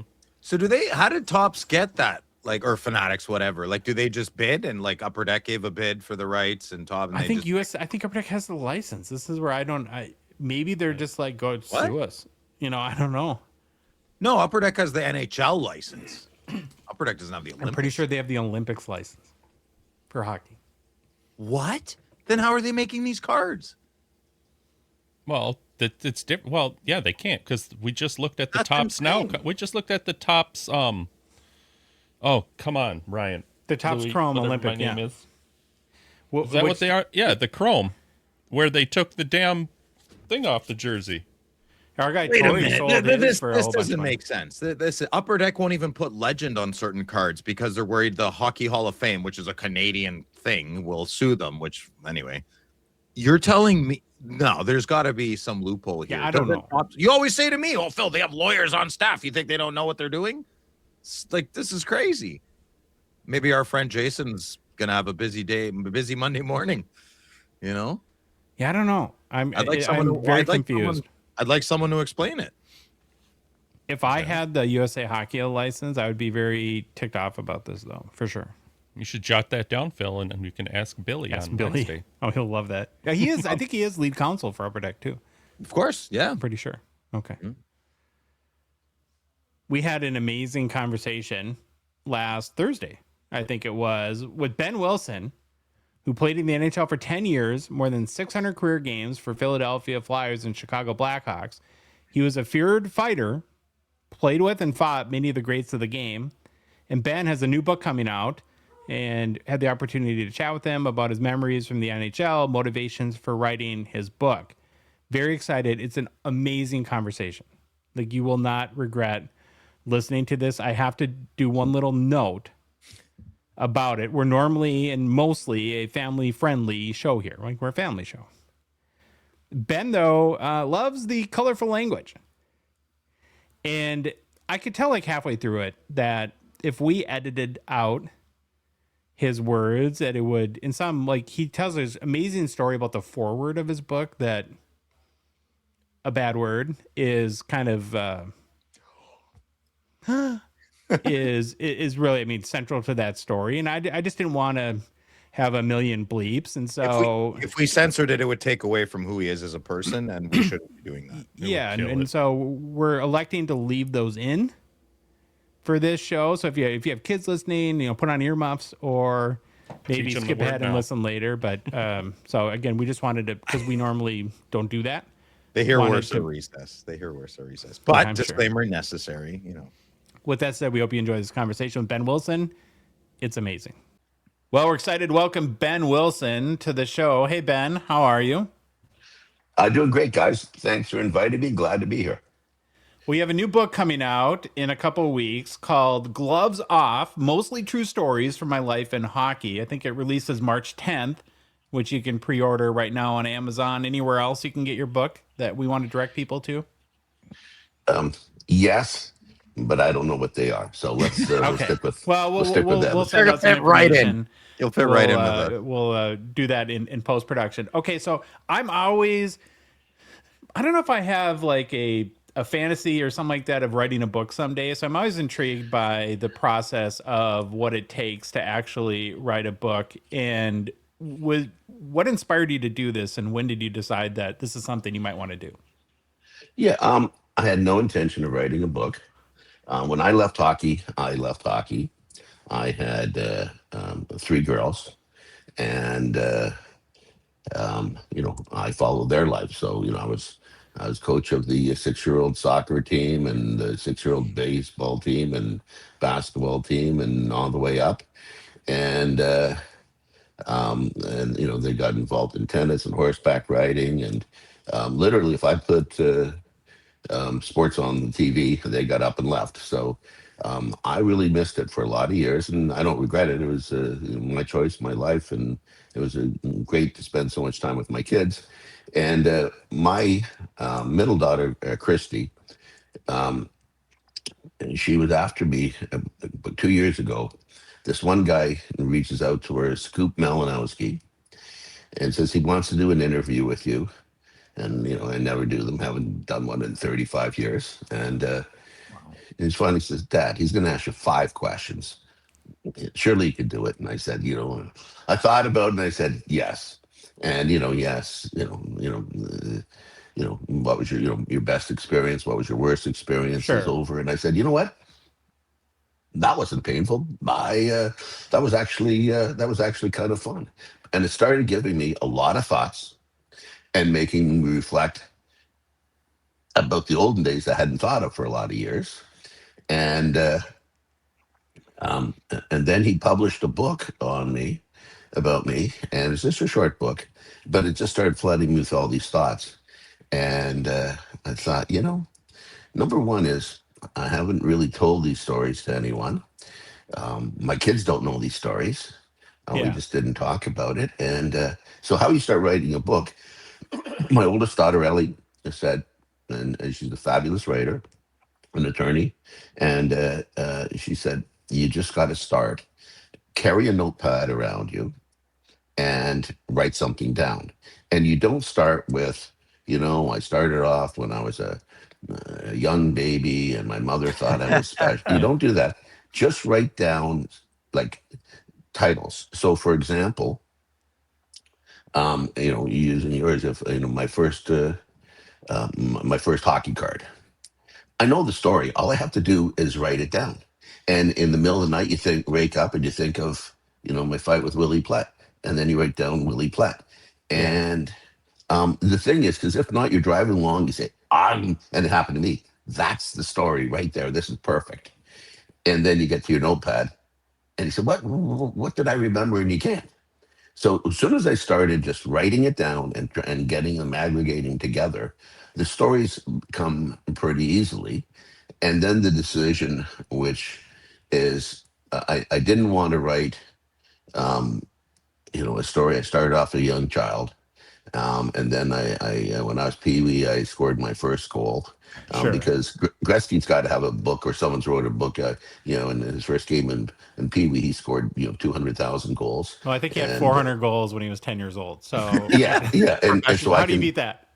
I can write the book about, and I was in Pee Wee, and my one goal all year, and it was an empty netter, and we were already up 10-0 against, So I didn't want to do that, but what I wanted to do is I wanted to write a little more behind the scenes stuff, Yeah. and and only from my perspective. And as you guys deal with it every day, everyone has got a different perspective, different recollection, and some of it is unrecognizable to me. So I thought, hey, let's just start off and say this is just my recollection, and you can have your recollection, but you're not changing mine. And then you have to start to think, well, some story I can't write this down because this makes me look like a creepy asshole, and I don't want to do that. And oh shit, this one makes me look like I should go to jail. So you take out some of those, and then I spoke with Brian Trache about his book, which is fabulous. Great And friend. So, by the way, Ben, Yeah. He's been on our show too. yeah, I'll tell you, Brian. First of all, a fabulous individual, classy The guy, best. and the best. And his book was fabulous. And he said, keep it positive. And I knew I wasn't going to be saying bad things, but it just sort of like resonated and clarified everything. So, there's always the time when you get yelled at for the wrong reason, and either you're in a snowstorm trying to get to practice and you're 1 minute late, and the coach says you don't care about the team, and all that stuff. And so what I wanted to do is recognize guys that I played with and against, Yeah. that everyone remembers Gretzky and Lemieux, and then as you go down, but there's incredible players, and Steve Larmer, I played with in Chicago, Yeah. fabulous, fabulous, fabulous player, and over time, he doesn't get talked about because he wasn't maybe. As noticeable, but he was the quiet guy that had, he was a great offensive player, and he was our best forward back checker by far. And you could rely on him. He just was a great player, and and people forget about him. So I wanted to do that. over But 1,000 points. Steve Larmer has over 1,000 points in the NHL. oh yeah, no, That's and crazy. Holy crap. and the best back checking forward I know of. And so it's one thing if you're more of a defensive forward and you're a good back checker, but he's up there scoring and Yeah. a powerful skater. And so I just want to recognize great guys like that. And then the other thing is, my perspective on the things that have happened. And just give you an example. Dino Ciccarelli. And one of the chapters is, why doesn't Dino have to back check? And you know, first of all, Dino had a 20-year career. He had Yeah. a great career. North Star. And he's North Star Washington. He was a Yeah. great player, and a pain in the ass to play against. And what would happen is, he's fighting and trying to score, and which is great. And then we'd finally get the puck, break out of our own end. He'd be behind me. He'd skate right towards me, and get to 5 feet from me, fall down. His helmet would go flying, his gloves would go flying, his stick would go flying. He's lying on the ground, unconscious. And then I get a 2-minute penalty for roughing or interference. But I saw him out of the corner of the eye. You don't let guys come at you and just not see. But I didn't touch him. And he came towards me, not 5 feet from me, and it's a penalty. Now, that pissed you off? Yeah. And I'm going to tell you this. The second time, it pissed me off. And the third time and the fourth time, and every time he did it. And he sit there and say, so the game changed from we've got the puck, we're going at their end, and now, and he's got to start back checking. He's the last man back. He's got to skate his axe off and back check, and now he doesn't have to do it. All he has to do is finally get up, get a stick and gloves, and he's on the power play. So that's a hell of a swing, and it happened every game I ever played against him. I always got a penalty, and he didn't get within 5 feet of him. And would he do something like rub it in, like wink at you a little bit, like when Could as you on your way to the imagine? box or anything Nah, like that? I'm in the penalty box. He was a mouthy. He was a mouthy guy. I was a mouthy guy, and all that stuff. But you can wink and laugh and smile and grin and call me, bum face. You can do whatever you want. But the part that hurt is now we've got a penalty, Yeah. right? That's the part that hurts. And of all the other stuff that goes on, that's nothing. The penalty hurt, and it happens so many times. And he's got to be dying and laughing. If he hears this and about this, he's just going to be dying and laughing, because the bottom line is, I can't say I got caught because I didn't do anything. I'm saying there had to be at least 20 penalties against me over my career playing against Dino, and which I didn't touch him. Does he? Did you get power play minutes at least? Probably not, eh? Did what?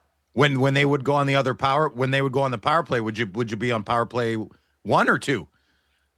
It really depends. We had for depending what you have, you really need 2 power play lines, and sometimes they're pretty even, and sometimes there's a disparity. And but sometimes I play on the first power play. And sometimes it's on the second, like in Chicago, there's Doug Wilson, and so he's on the first power play, and Doug's You were best buds gift. with him, eh? Because you played in Ottawa with him in junior and in Chicago, I think. Right? Yeah, no. And first of all, everyone loved Doug. Doug, I played with him. I think he was 17, turning 18, and or just 18, and he could have played pro right then. He played the exact same way. It must be boring. He played, not 20 years, but over 15 years pro, 3 years junior, and never made a mistake. It must have been pretty boring for him. But he was a great player, and cannon of a shot, cannon. And he had it. He had it when I was 16, and he was 17. And you try to emulate that, and I tried to do that every day, and somehow he had the cannon and I didn't. So that Yeah. was Wow. that was. You had a left great. hook and a right hook. Yeah. Strength. And you scored a bunch of goals yourself too. Okay, I want to get back to the book, because what caught our eyes almost immediately is your book starts out a little bit of your backstory growing up in Toronto and how you fell into the game of hockey and developed a love for it. And part of that, you mentioned collecting hockey cards growing up. Can you tell us about that a little bit? Yeah. When we were kids, we played, in all the sports in the season. And sports was a big part of my 2 brothers in my life. And it was great. And obviously, in Canada, hockey is, the big sport. Hmm. I describe Canadian basketball as that if you shoot and you hit the rim, you get a half point. Um, but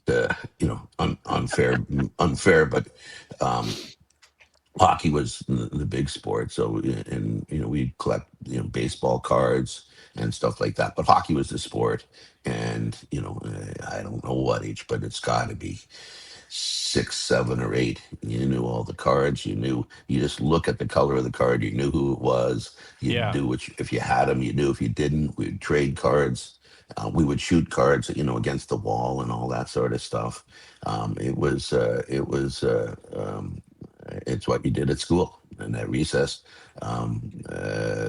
You shot cards all the time. You'd stay after school, shooting, trading, and then you try to collect the whole set. And um, it was, I'm sure that my parents and the teachers would have liked you to focus a little more on school, but collecting that whole set was the day and night passion. Well, And you were born in 59, right? So Bobby Orr, you probably held a Bobby Orr rookie card in your hand and put it in your bike spokes. Do you know what you know what? Because you would have been 8 or 9, ouch, 7, 8 or 9. So ouch. guaranteed, Yes. you held a Yes. Bobby Orr rookie card, guaranteed. Right. So how the what I remember is the cards are distributed unevenly, right? If in one area, um, you might have the way they distribute the cards. Everyone has a dozen Dave Keon cards, and no Bobby Bond, and then. Um, in another area, they've got so many Bobby Bond cards.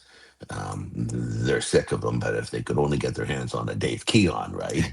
And so when you played on the hockey teams, guys are from all over Toronto. And the first time I needed, in the true case, I needed the Bobby Bond card, and I traded away. It was my last card to get the whole deck, and I traded away 30 cards because then I had it. Then the guy told me after, and he was laughing at me because he wanted that card as badly as I wanted his card. Oh, And geez.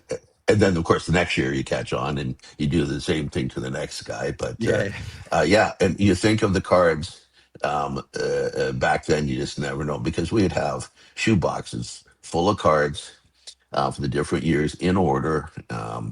And yeah, you can imagine a Bobby Orr rookie card, and you have a dozen of them, 4 of them on your wheel spokes, and the other 4 you trade away for some obscure guy who's got a card and Yeah. you didn't have it, and you look back and you say, it was just a different world. You just never thought about this, right? No, You no. And never. then you had the weird kid that would like put him in a book and never touch it again, and now has a $250,000 hockey card. Yeah. That's exact. The idea of keeping them in the original plastic or putting them in a book or whatever was so foreign. And you got the odd kid who did it, and God bless them. God Yeah. bless them. And and nowadays I don't see it much, but the kids they know this. They know this. You Mhm. want to see the card, yeah, but don't actually touch it. And he said, "Well, we used to shoot cards against the wall all the time, and they're scuffing up against the wall on the concrete or the blacktop, and it's just different. It's just different." And but yeah, we had a lot of fun collecting the cards. And when you're a young kid, you have your little shoebox of everything valuable that you own. And back then, you don't get a mega trophy for participation. If you win a tournament, you get this tiny tiny little thing. So a little medal. So that's in Yeah. there, and your hockey cards, and that's everything that you hold dear in life. You still So have this box we're speaking of. yes, No yes, I Good do. for way. you. What? That's amazing. Pull it out. Yeah. Yeah, we'd like to dig our hands in that. Yeah.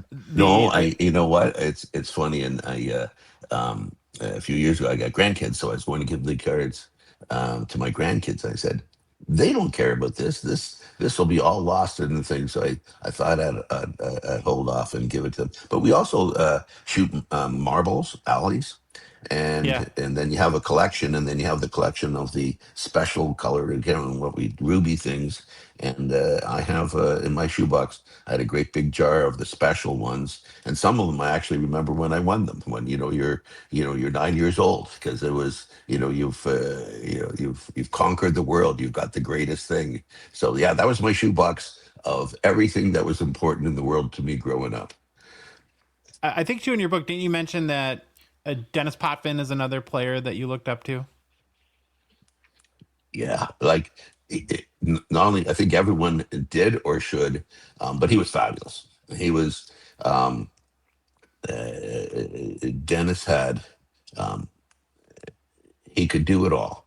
Um, and the part that playing against him, which is tough, when I was in Philadelphia, we get the Islanders on the run in their end and resisting that. And as soon as he gets the puck on his stick for half a second, they're no longer in trouble. And the Really? next thing That is, confident. he was confident.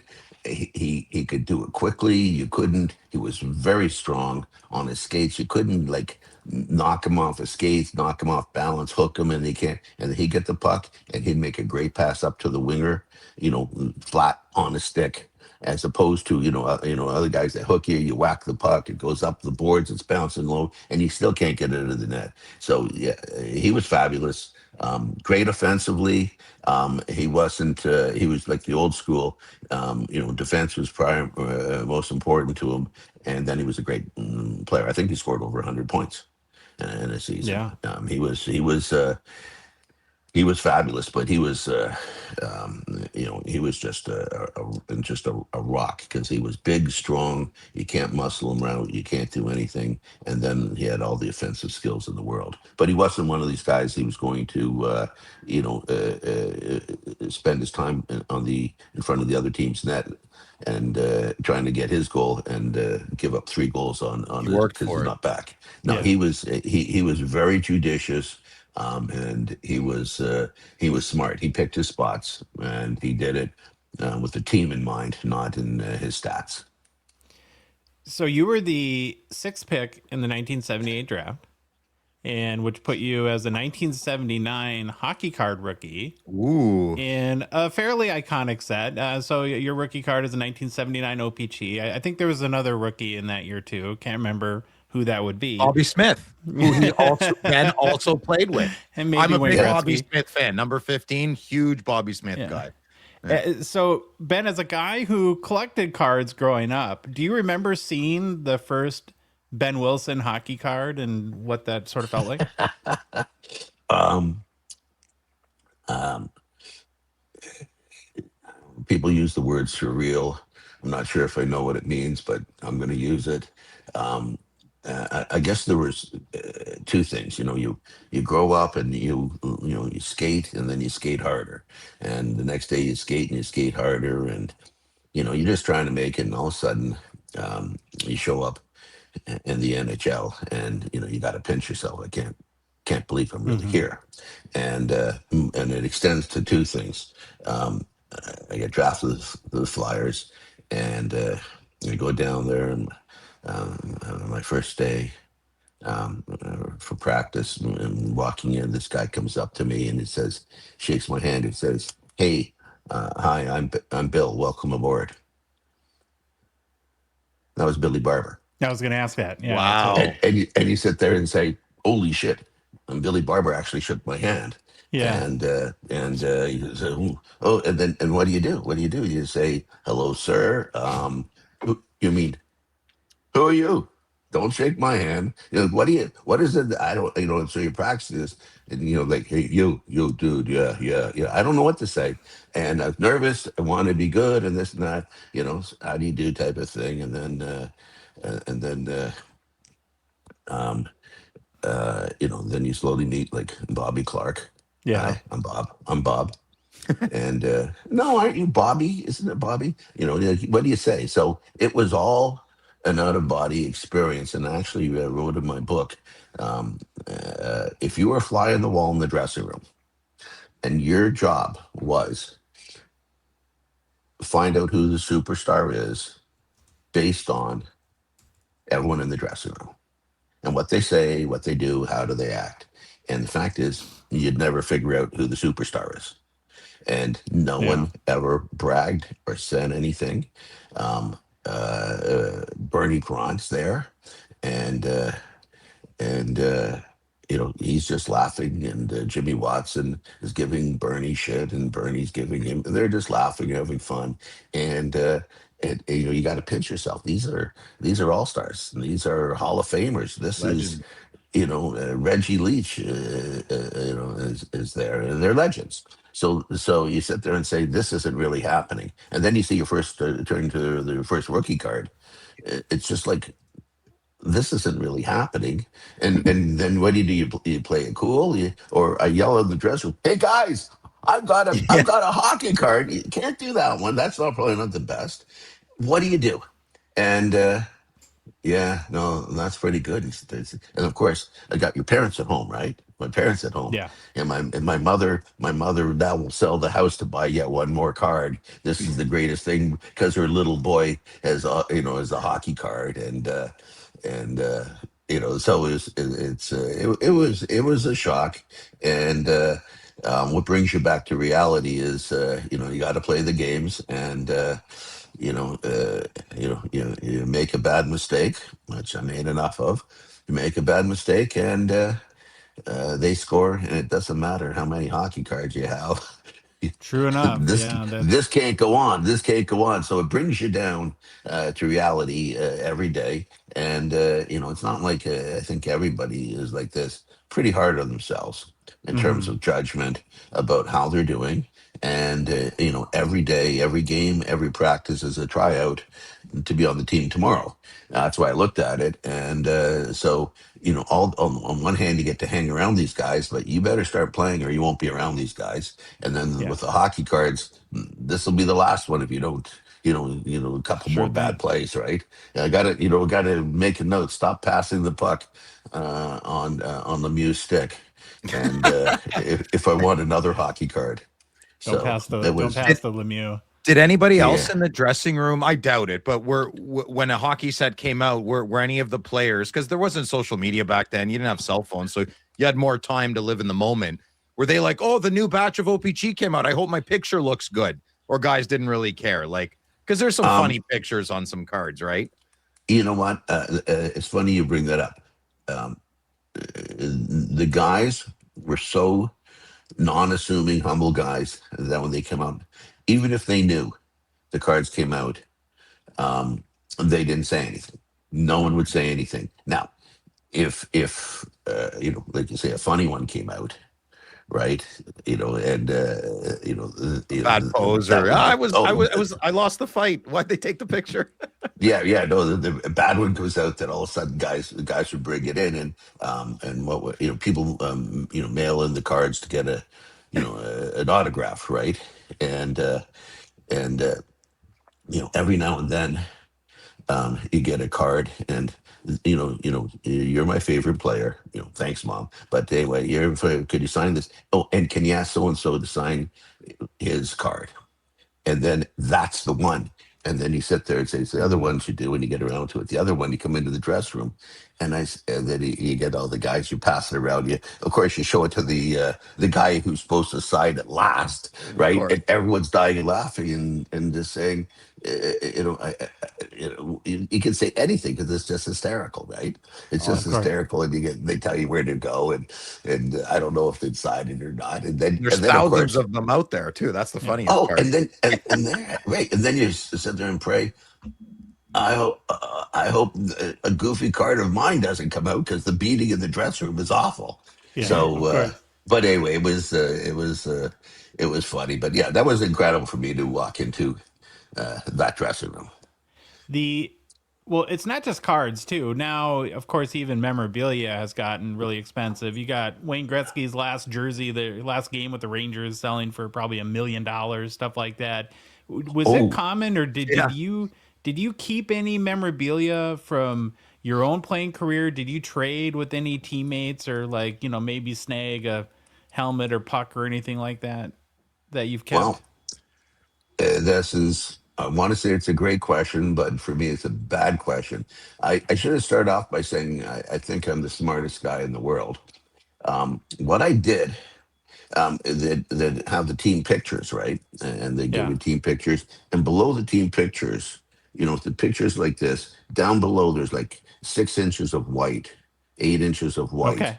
So everyone could go sign them. And you'd have a team picture that everyone signs, No. right? And then I'd have this great team picture. The border is 6, 8 inches of white, and everyone's walking around getting them signed. And I said, "This is a great picture. I don't want everyone to screw it up. I'm not gonna get anyone to write all over that shit." So yes, I'm the smartest guy in the world. You can't fool me on this. And it just never. It just at the time it just didn't cross my mind because Yeah. this is what you Ben! do. And and and then we're in Chicago near the end of my career. And my defense partner, Keith Brown, who's a great friend of mine, he said, they didn't give us team pictures from last year. So we started asking the team photographer, for the team picture. And we asked them 20 times throughout the year. We never even got one. And by that time, and then I'm looking back at the other pictures and saying, maybe just the second smartest guy in the world. Maybe there's in fact two guys in front of me. What was I thinking? What was I thinking?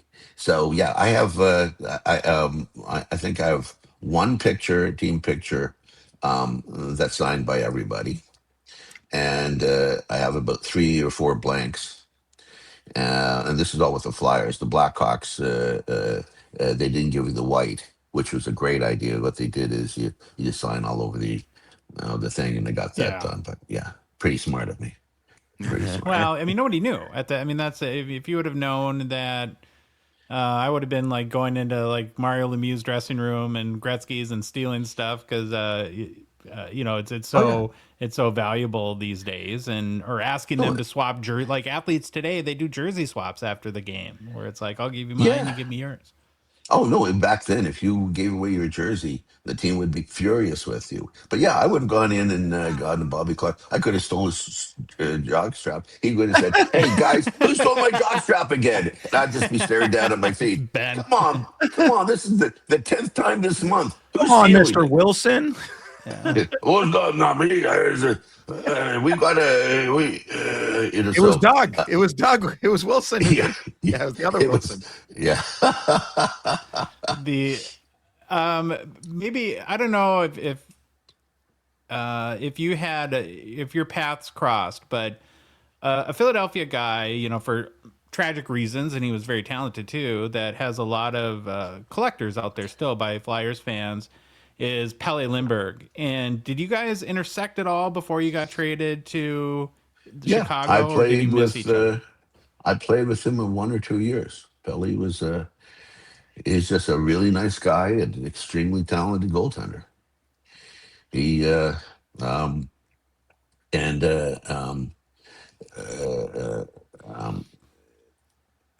Mel Bridgen is a good friend of mine, and Mel is also Okay. and so when the new guys came, and we always went out of our way to make sure that they're included with everything. Yeah. And so we saw Pelle live, and he was a great guy. And he started off very shy. I don't know if it was a language barrier or whatever, just shy. And we go for dinner and give him shit nonstop, which is another full-time job. And he loosened up. He just became just a funny guy, and a great player, and I thought a good friend. And just before I was in Chicago, and we were playing in Philadelphia, and I saw him to the game. And before the game, I must have talked to him, coming in early, must have talked to him for 15, 20 minutes and stuff like that. And I know what happened. He tore in. He had, I don't know cars, but he had a fast sports car, and Like a he Porsche or came something in, like that. That was his something thing. like that. Yeah, and he just was tearing around the parking lot and all that. And And I gave him shit for that, and he just laughed. He was one of those guys that you give him shit, and he just laughs and just grins, and he moves on. So I saw him just a few days before he passed away, and I'll tell you what, um, that really shook me up because Yeah. you spend your life around everyone that's young, everyone that's in incredible health, and the thing you deal with is my knee's sore. I think I can play. It's sore. I can't play. I'm going to be out for a month. I mean, but you don't deal with any of that stuff, and um, that that shook me up. Um, and at that time in my life, just wasn't around. I'll tell you another one that shook me up. A good friends with Tim Kerr, who Okay. happens to be huge and powerful, Yeah. and I didn't think anything could hurt this guy. He's just big and strong, and he's a nice guy. We were great friends, and his wife passed away, and I saw him at the funeral, and I was talking to him, and all of a sudden he didn't look invincible anymore, and it was awful for him. Yeah. And That's but it's so foreign to me to see someone with that sort of loss, because like I say, everyone's in good health. No, no, I can completely understand that. And yeah, I just, a lot of people that, again, Flyers fans or even like hockey card collectors, like, Pelly Lindbergh is seen as, one of the big, what could have been, from a legacy perspective with the talent he had and how soon he was gone sort of situations. Yeah, yeah. Just a story. If I thought about it, I could have put it in my book. Um, so Pelly's coming to training camp, and the rink is different. From Europe, there's language, and of course your deer in headlights you want to make up. And the way Pelly played, and I'm not describing it right, but let's say he's a reflex goaltender, and he makes saves, and um, at the very beginning of camp, before he can try out and show what he can do, they had a goaltender coach who's teaching him a whole different way of goaltending, which is come out, cut down the angle, and block the shot. You don't make a save, you just cut down the angle, and you hope Yeah. it hits you. And certainly that's prevalent in the game today. But there, the guy is trying to um, change his entire game. It's probably as different as you shoot left, and That's like saying if you're a right shot, here's a left-handed stick and shoot that's this way. Right? exactly that's exactly what I was going to say. Why are you trying to make the team? Why are Yeah. you trying to make the team, right? And digressing, I missed a year, broke my back, and I came back, and they're going to play me on forward, and that's fine. That's fine. Yeah, Put me out sure. just on the ice and go do this. And then in preseason, they told me about 2 minutes before the game I'm playing defense, Oh, geez. and you say, I missed a year with my bad back. I'm I'm just trying to get comfortable. Maybe you could let me skate backwards for like a whole minute in practice, right? Maybe you could maybe skate backwards, turn this way, and get the idea, and maybe you could have done that. And so you go for warm up. Shit, I'm skating backwards the entire warm up, just trying to get and it's not that you can't skate, but it's a difference between can you skate backwards and you're really tuned, can you play? So they changing Pelly's entire game while he's trying. I was on the team. This Pelly's trying to make the team, and he gets caught. He's kind of out to block off the shot. He's kind of back, but he's not far enough out to block the shot, and he's too far out that he can see the puck and make a real save, and it's going disastrously. And but they were going to keep it going, and then he starts getting in games, and regardless of the training, he just plays his own game, and he was fabulous. He was fabulous, and he started. He was like all over the place or whatever, but no one cares as long as you keep the puck out of the net, right? Of And no course. one cares. No one cares how you score a goal. Just get it in the net. Just ask And Hasek. You can't teach how he played, right? Just acrobatic. yeah, Yeah. no, and right, and you can. And listen, if the puck could bang off my helmet 50 times and I get 50 goals, well, I mean, I'd take that. I'd be a goal Yeah. scorer. So, but it was tough. But Pelly turned out to be fabulous. He loved playing, and he had a great attitude. Because one of the things that's always tough if you're forward, you know you're not scoring and it doesn't feel good. But on defense, if you get beat, it eats you up. Yeah. But if you're a goaltender and you let a bad goal in, it's like the place kicker. Yeah. Everyone else gets beaten up all game. You got to go out once in the game as a place kicker, kick a kick. Everyone's hurt, muddy, bleeding, and Watching. you're white. Your outfit doesn't even have to get washed from game to game, and the next thing you miss. There's a lot of pressure on goaltending, and he had a great temperament. Because it doesn't help you to obsess and dwell on it. You got to flush No. it down and get up for the next one. Easier said than done, though, right? Yeah. Easier said than done. And he had a great temperament, and is very sad, and very sad. When in 1986, so a couple fighting stories wanted to get to. You fought a 19-year-old Wendell Clark for the first time, and I went last night and was watching the video on YouTube. It was great because there was video I was watching at Don Cherry commenting. Oh, And Grapevine. You saw the Grapevine one. Yeah, yeah, yeah, which was just awesome. Any memories from that fight? I think I wrote this in my book. One of my problems in hockey, or my whole life, is allergies, and so I have a nonstop infection, which takes your energy away.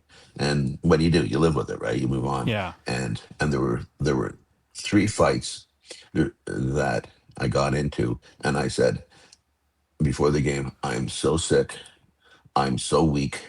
And you're gonna play anyway. But I said, I pray to God I don't get in a fight. And Yeah. it was burning. One was with Joel Patterson in Pittsburgh, and the other was Wendell Clark in Toronto. And you know, other guys can make a whole career and avoid a fight. And this is, one of the few times that it's one thing. Are you at your best? No. Are you a little hurt? Yeah. You're not feeling it. But one thing he said, I just don't have any strength. I just don't, Yeah. and so yeah, I got in a fight. He was Wendell Clark was um, uh, um, the cross between a really good player, played tough. He played a lot of minutes, so he's always out there, and a good fighter. And you know, not many guys were really really good players that also could play tough. Well, you and why I watched the video twice, and I would have never known you were sick. So you hit it well and gave it a good effort, Ben. One thing I thought of though is when you're out there and you're a veteran at this point, you've been in the league a number of years, and a 19-year-old is willing, and you're known as a tough cookie. And when a 19-year-old is willing to step up like that, is there an element of respect that is earned that you kind of think about the kid going forward? It's like, okay, this is I can respect this kid a little bit for the way he plays the game. Yeah, I think you can generalize that. The respect is earned, and I don't think anyone, every new hotshot comes in the league, and no one's anointed, Yeah. king. You've got to earn that, and you earn it in different ways. And there's 2 parts about it. As bad as that's feeling, but and I put this in my book. One of the things is it's rage, and that is, um, this isn't, I'm going to try my best. You don't do well to put a fist through your brain. And so you've got to have that instant rage, adrenaline, and to come up with that extra power, strength, energy, and um, it's easier to do when you're younger. It's almost, for me, it's impossible not to do. And you see a lot of fighters that come in the league for a couple years, and then they're out of the league. And they Yeah. just can't summon the rage anymore. It just, and I don't think anyone can last in a fight if they can't summon the rage. And so, that's how you kind of get through the fight. You just know it's not doing well, but, you don't want a fist through your head. And then turning to Wendell Clark, good fighter, tough. He's 19, and he's either not backing down from me or he's coming after me. And he fought hard and goes out the rest of the game and causes more shit and whatever.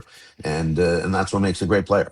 It makes a great player, and he had a great career, and he led Toronto. He was captain, and because he leads them in so many different ways. And the other thing is, there's some tough guys that go for one shift a game, and you know it. He's out there all the time.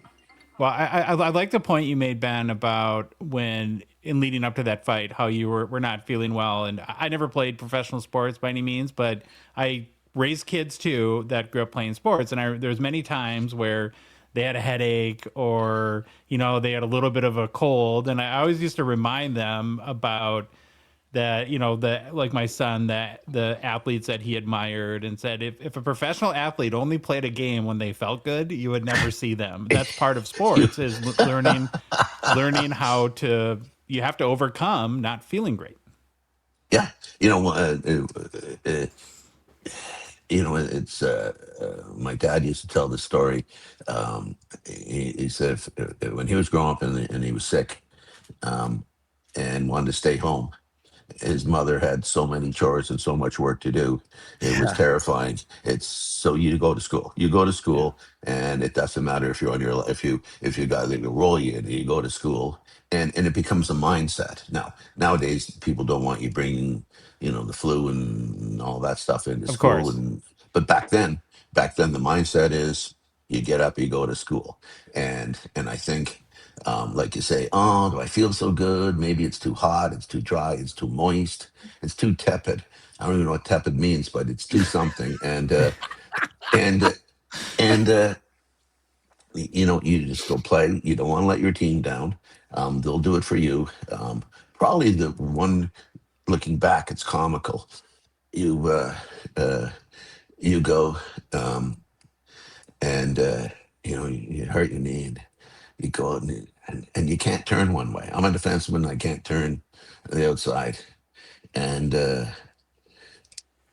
you say, well, you say the coach, can you play? I said, I'm going to try, but I'm going to tell you, I can't turn that way. And next thing you know, you don't have a good game, because it's more than just that one time. It's just you don't have a good game. After the game, the coach yells at you, if you can't play, why didn't you say so? So I went through all that pain and the agony of not playing well to get yelled at. Why didn't I say so? And, so there's, but everyone does it. And then you sit there and say, and looking back, there's a little more discretion. There's times to keep guys, including me, out of games, because you're making it worse, and maybe permanently. And, Yeah. and that's tough. But yeah, the idea is that you play, and you talk to your defense partner and say, listen, I gotta cheat over this way because I can't do that. And you try to do the best you can. And but there was a lot of it. And the other part about it, which I think is, people bring it up now and then like a surprise, but and to me it's not, and that is, if you're a superstar and you're hurt, when you come back, you're still the superstar. But growing up, you don't want to lose your spot on the team, right? No. Someone Yeah. someone comes in, they take your spot. They make the dumbest pass in the world. It has 5 ricochets. It goes to someone. They score a goal. He gets an assist. He's got your spot. Now, it may be the dumbest decision in the world, but he has your spot. So you grow up and saying, are you too hurt to play? No. In the game, are you too tired to play the ship? No, it's just the way it is. And I was in Chicago, and as getting back to the smartest guy in the world, the guy Dwight Foster for Detroit, in Chicago. He had the puck near the boards, and I just went to run him mercilessly. And he ducked down at the last second, and I caught my legs and went flying over and ran headfirst into the boards. And I don't know exactly what I had a concussion. Yeah. Saw And- birdies. Tweet, tweet, tweet. Oh, I had a concussion. So anyway, you're on the ground, you get up, you go there, and you're on the bench, and I guess Keith Brown's my partner, and I'm asking. Oh, the trainer comes down. Are you okay? Fuck off. Get out of here. Of course I'm okay, right? Get out. And Well, then, and I'm I was, asking, I'm not as old as you, but I was a child of the 80s and early 90s and was getting your bell rung, right? Yeah. It wasn't a concussion. Shake It's it like, off. oh, tape an Yeah, aspirin and- to it and get back in the game. and I don't like that, Josh. I don't like that comment. Not as old as you. God damn it, that one hurt. Wow. But no, I'm still so I old. just He's a bit of a I- jerk, Ben. I'm sorry. Sorry. Phil, if we could X him out of this entire podcast, edit the whole shit out of it, I'll be Yeah. much happier with it. I got okay? your back, In Mr. fact, Wilson. No offense. In fact, no offense. if Josh says one more, I'm refusing to answer him. If you want to Got it. restate the question, Phil, no. Anyway, so I'm on the bench. I'm asking. I was hoping we were going to be questions. friends. I like you. No. So we're in. I'm on the bench. I'm with Keith, and he tells me this later because I don't remember. He said, he asked, "Which way are we going?" We're in the middle of the game. I don't know which way we're going. And then, so I go out and play a shift. God knows what goes on. And the trainer comes down again. You okay? Fuck off. And then I asked Keith, "What's the score?" And who doesn't know the score of the game? There's a scoreboard right in front of us. I don't Yeah. know the score. And the trainer comes down, fuck off. And the next thing, I played like 2 shifts, and then they take me off the ice. And but the whole thing is, you don't say you can't play, right?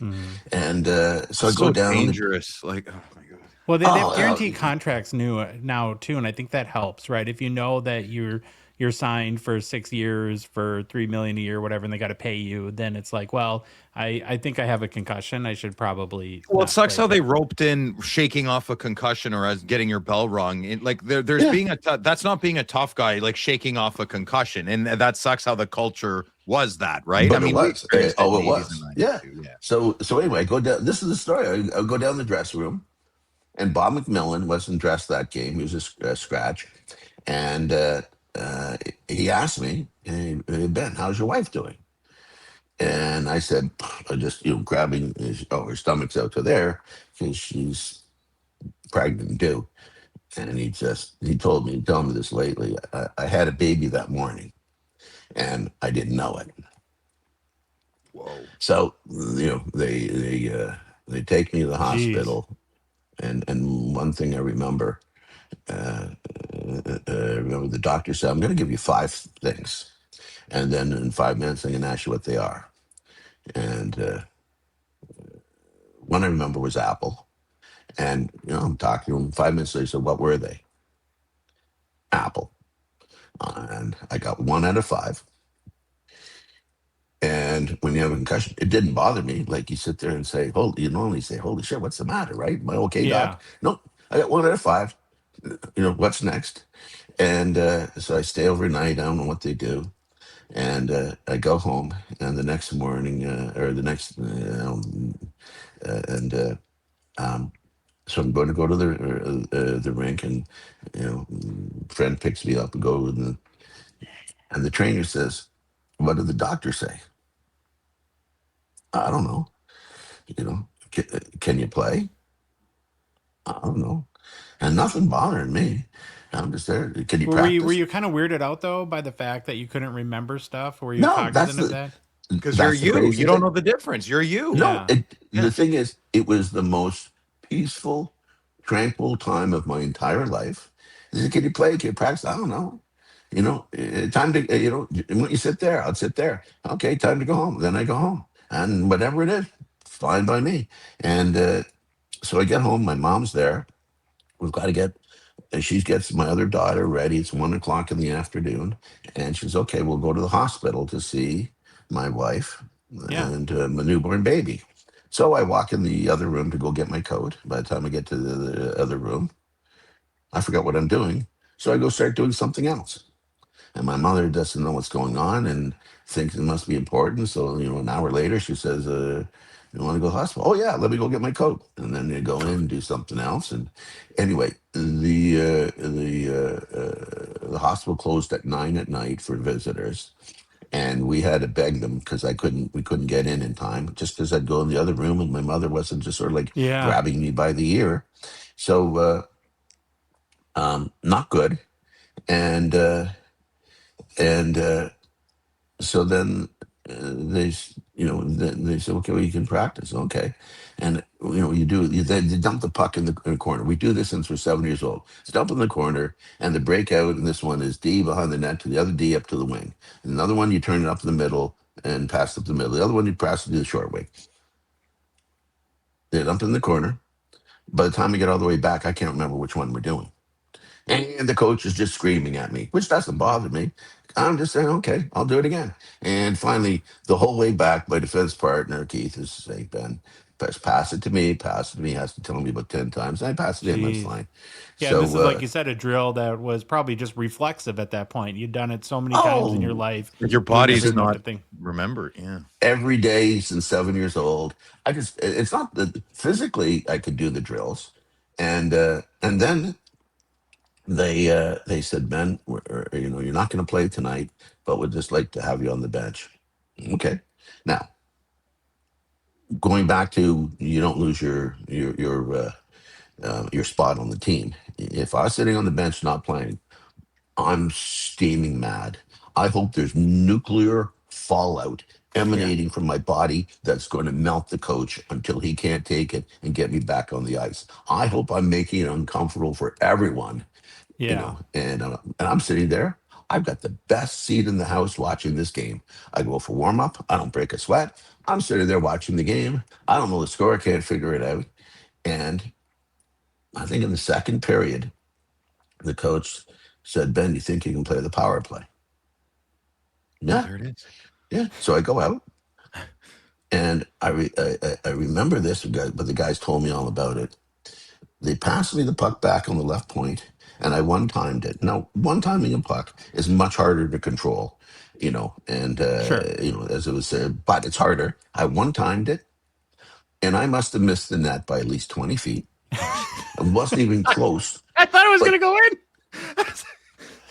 they moved the net. No, what do you say? So, but what happened is it hit their defenseman's shin pad right by the goal line and almost went, you can't go 90 degrees. It almost like went 89 degrees behind the goaltender into the net. It went in? So it went in, they scored. Yeah. So Oh. yes.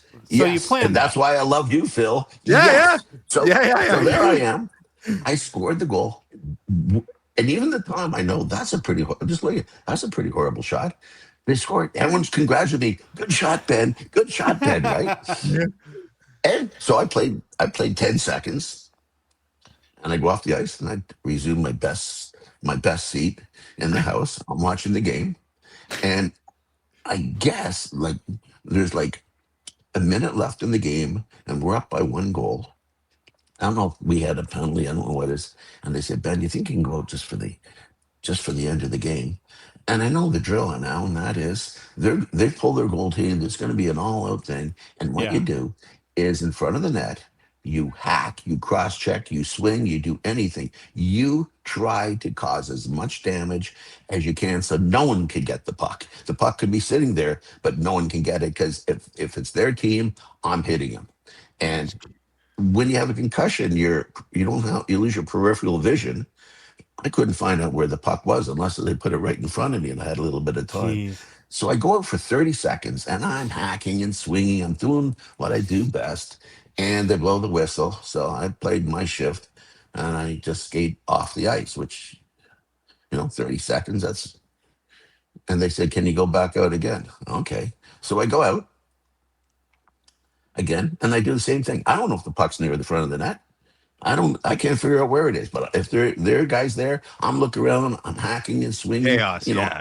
I probably Yeah. should have got like 20 penalty minutes. So I played the last minute of the game and we win the game. And I go off the ice They pulled me off. I went star of the game. This is You the didn't best even know what story planet you ever. were on, and you won star of the game, right? So it's like, Hey, No, concussed Wilson, just first star of the night. I love it. well, so the takeaway is I played 1 minute and 10 seconds, and I should never ever have to play more than 1 minute and 10 there you seconds go. of a game Your again. specialty. You're an Yeah. artist. I'm a specialist. That's right. So and oh, good game, good game, good game. I think I barely broke a sweat at the end because it's only a minute, and sometimes sometimes you're the windshield, sometimes you're the bug, right? And but going back to injuries and playing with injuries and things like that, you sit there and say that was crazy.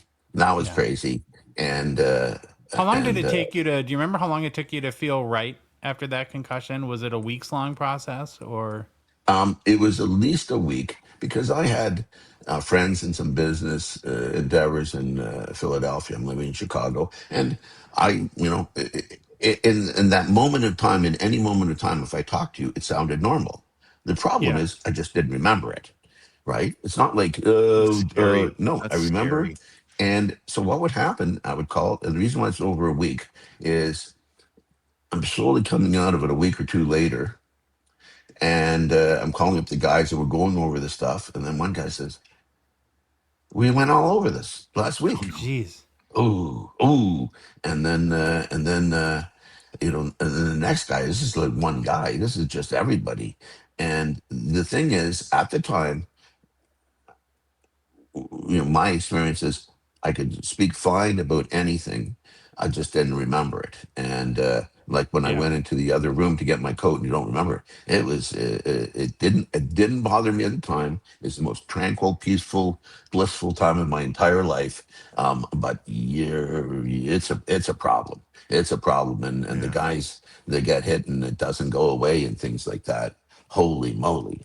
How do you feel Holy about moly! fighting now? I don't want to get like, I don't want to iceberg this, but in general, how do you feel it should be out of the game? I've always been a big no, fighting's part of the game. Fighting's part of the game. As I'm getting older and I'm a father now, the game polices itself. I don't know. I don't know how I feel. I don't have strong opinions about it. How do you feel about it, Ben?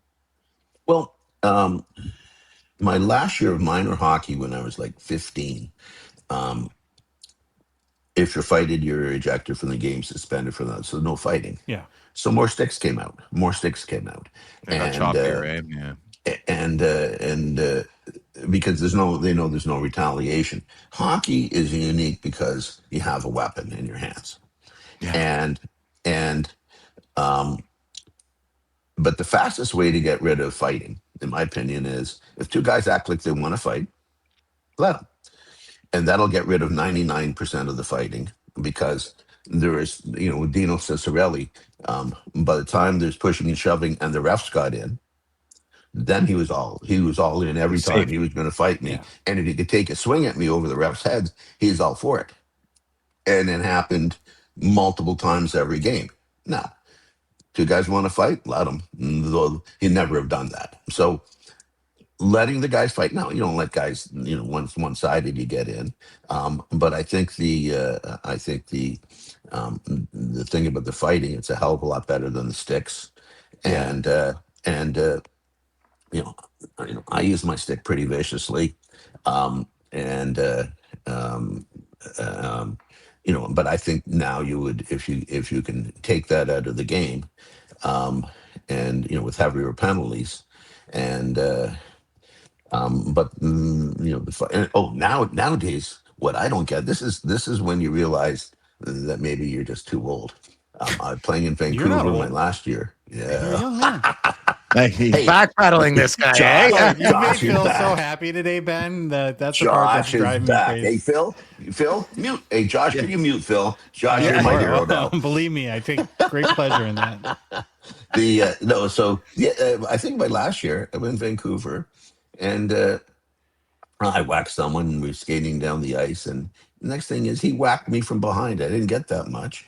Whacked him behind. He dropped his gloves. He's coming after me. He got the head start on the fight. I dropped my gloves, but started fighting him. He's wearing a shield.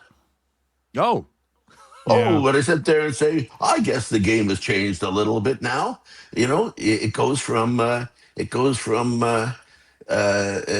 you can go fight someone, get the whole rig cage under there and bolt it down, and then how do you go fight with the shield on?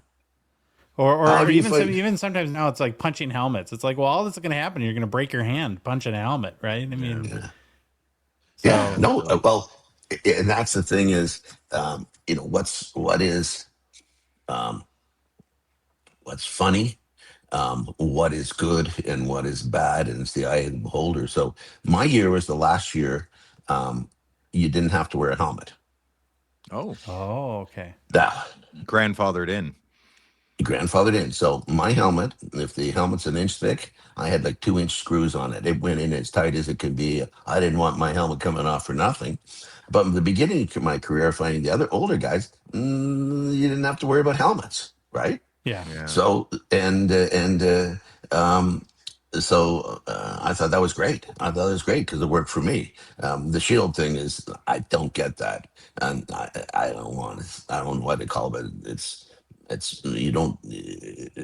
It's just silly. Well, a lot of the players like even like a young Connor Bedard or Brock Faber on the Minnesota Wild, who was our great defenseman. They wear their helmet so high now that like the shield is basically, I mean, that's sort of their way around having the shield. Is the shield, the bottom comes to the top of their forehead. Yeah, basically. again. But the shields. I think the shields are great. I've got 200 stitches in my face. Still very good looking guy. But Very Very handsome. good looking. Very handsome. good. Phil doesn't think turn so, to- but I think you're keep- beautiful. That's right. Phil's mic can stay on forever. We'll never end this podcast. Careful so, what you wish for, You've just Ben. said something nobody else has ever said.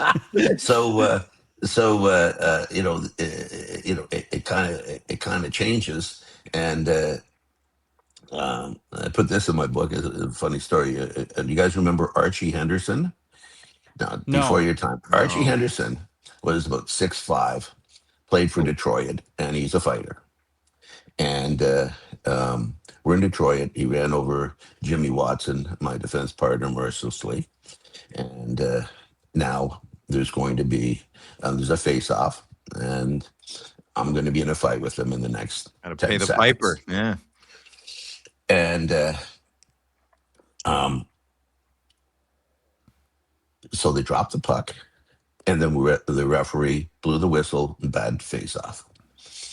So the game had already started. I could have been the 10 minutes.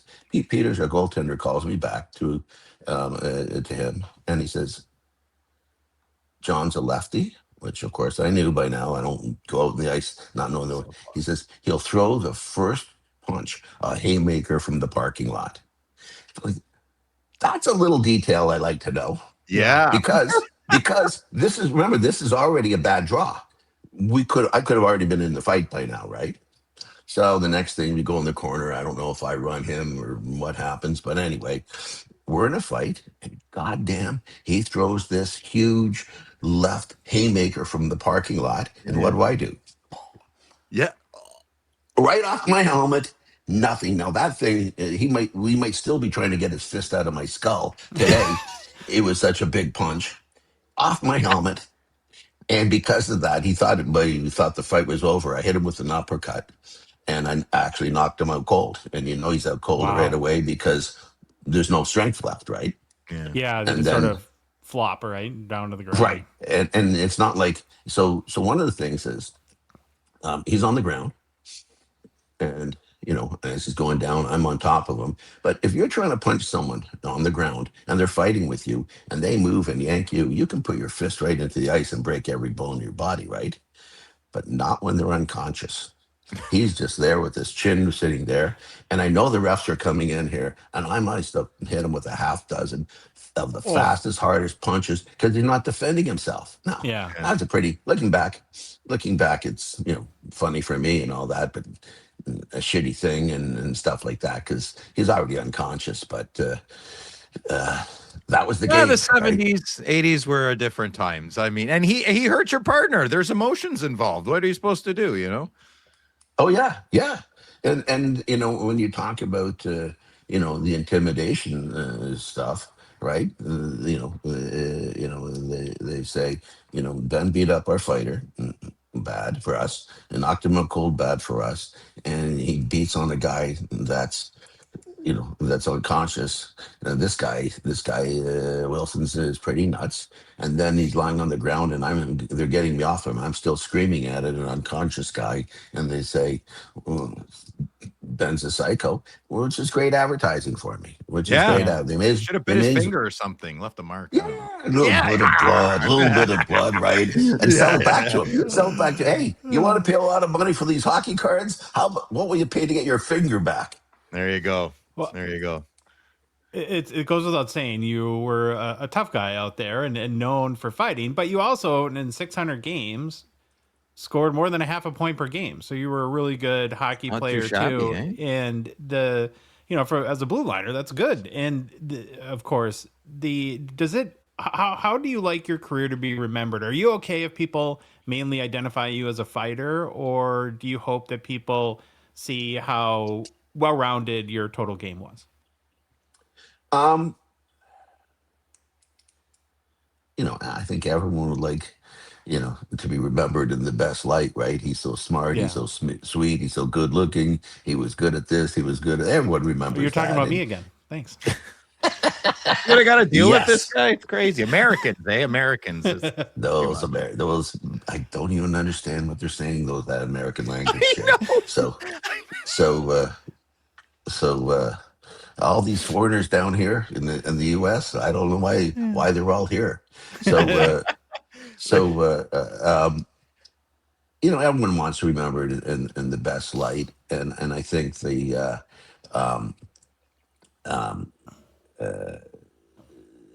low hanging fruit is the fighting. Yeah. That people remember me for, and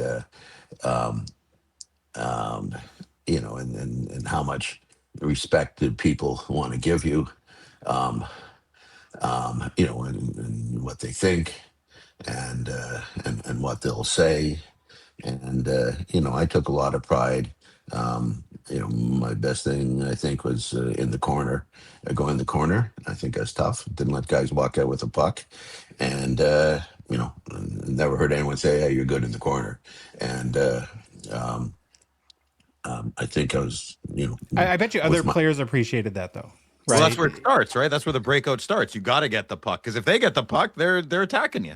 They're going to score. Yeah, well, and my father was a huge influence on me, he love says hearing that. Awesome. They can't walk out. They can't in your corner. You guys can't walk out of the puck with you. It's your job. And no matter what. So that was number one. And I think the other thing is that I think people were very reluctant to do anything to my partners, and when I was on the ice. And I think they knew that, and I think that it helped their game out. Oh yeah. Funny, no, not really a funny story. So I fought Willie Platt 8 times. He's vicious. Wow. I was vicious. It was just a nonstop shit show. But anyway, one time I had the puck in my feet bumbling around, and he caught me blindside, elbowed me, and decked me. Elbowed you? Elbowed me. He got a 2-minute penalty for that. And I'm on the ground, and Jimmy Watson, my partner, went after Willie to defend me. And of course, Willie just beat the crap out of him. Effort was there, but maybe not the ferociousness. Right. And Jimmy's back in the dressing room after. He says, "Yeah, I had Willie worried. He thought he'd killed me." And but the thing is, Jimmy had no chance of winning, 0, and he had 100% chance of getting beaten up pretty good. And it's not like he went and pushed Willie and said, "Oh yeah, your mother wears army boots." He went to fight him, and he did it to defend my honor or whatever. Oh, feels good. Well, that's a great friend, right? Because a great friend, if you're getting beat up and they know, well, I'm not going to let my buddy get beat up, so I'm going to go get beat up too. And That's exactly it. Exactly it. And then, of course, why did I fight him so many times after he pulled that shit on Jimmy? Ah, Now I'm coming after him for sure. Now he had the exact half of the same story, but yeah, that was really something that Jimmy did that a because brotherhood. Yeah, it's a brotherhood, camaraderie. yeah, Jim because Willie was vicious. you're a beauty, Ben. I Yeah. have That's- thoroughly enjoyed this, and we've taken a lot of your time. I want to remind everyone again.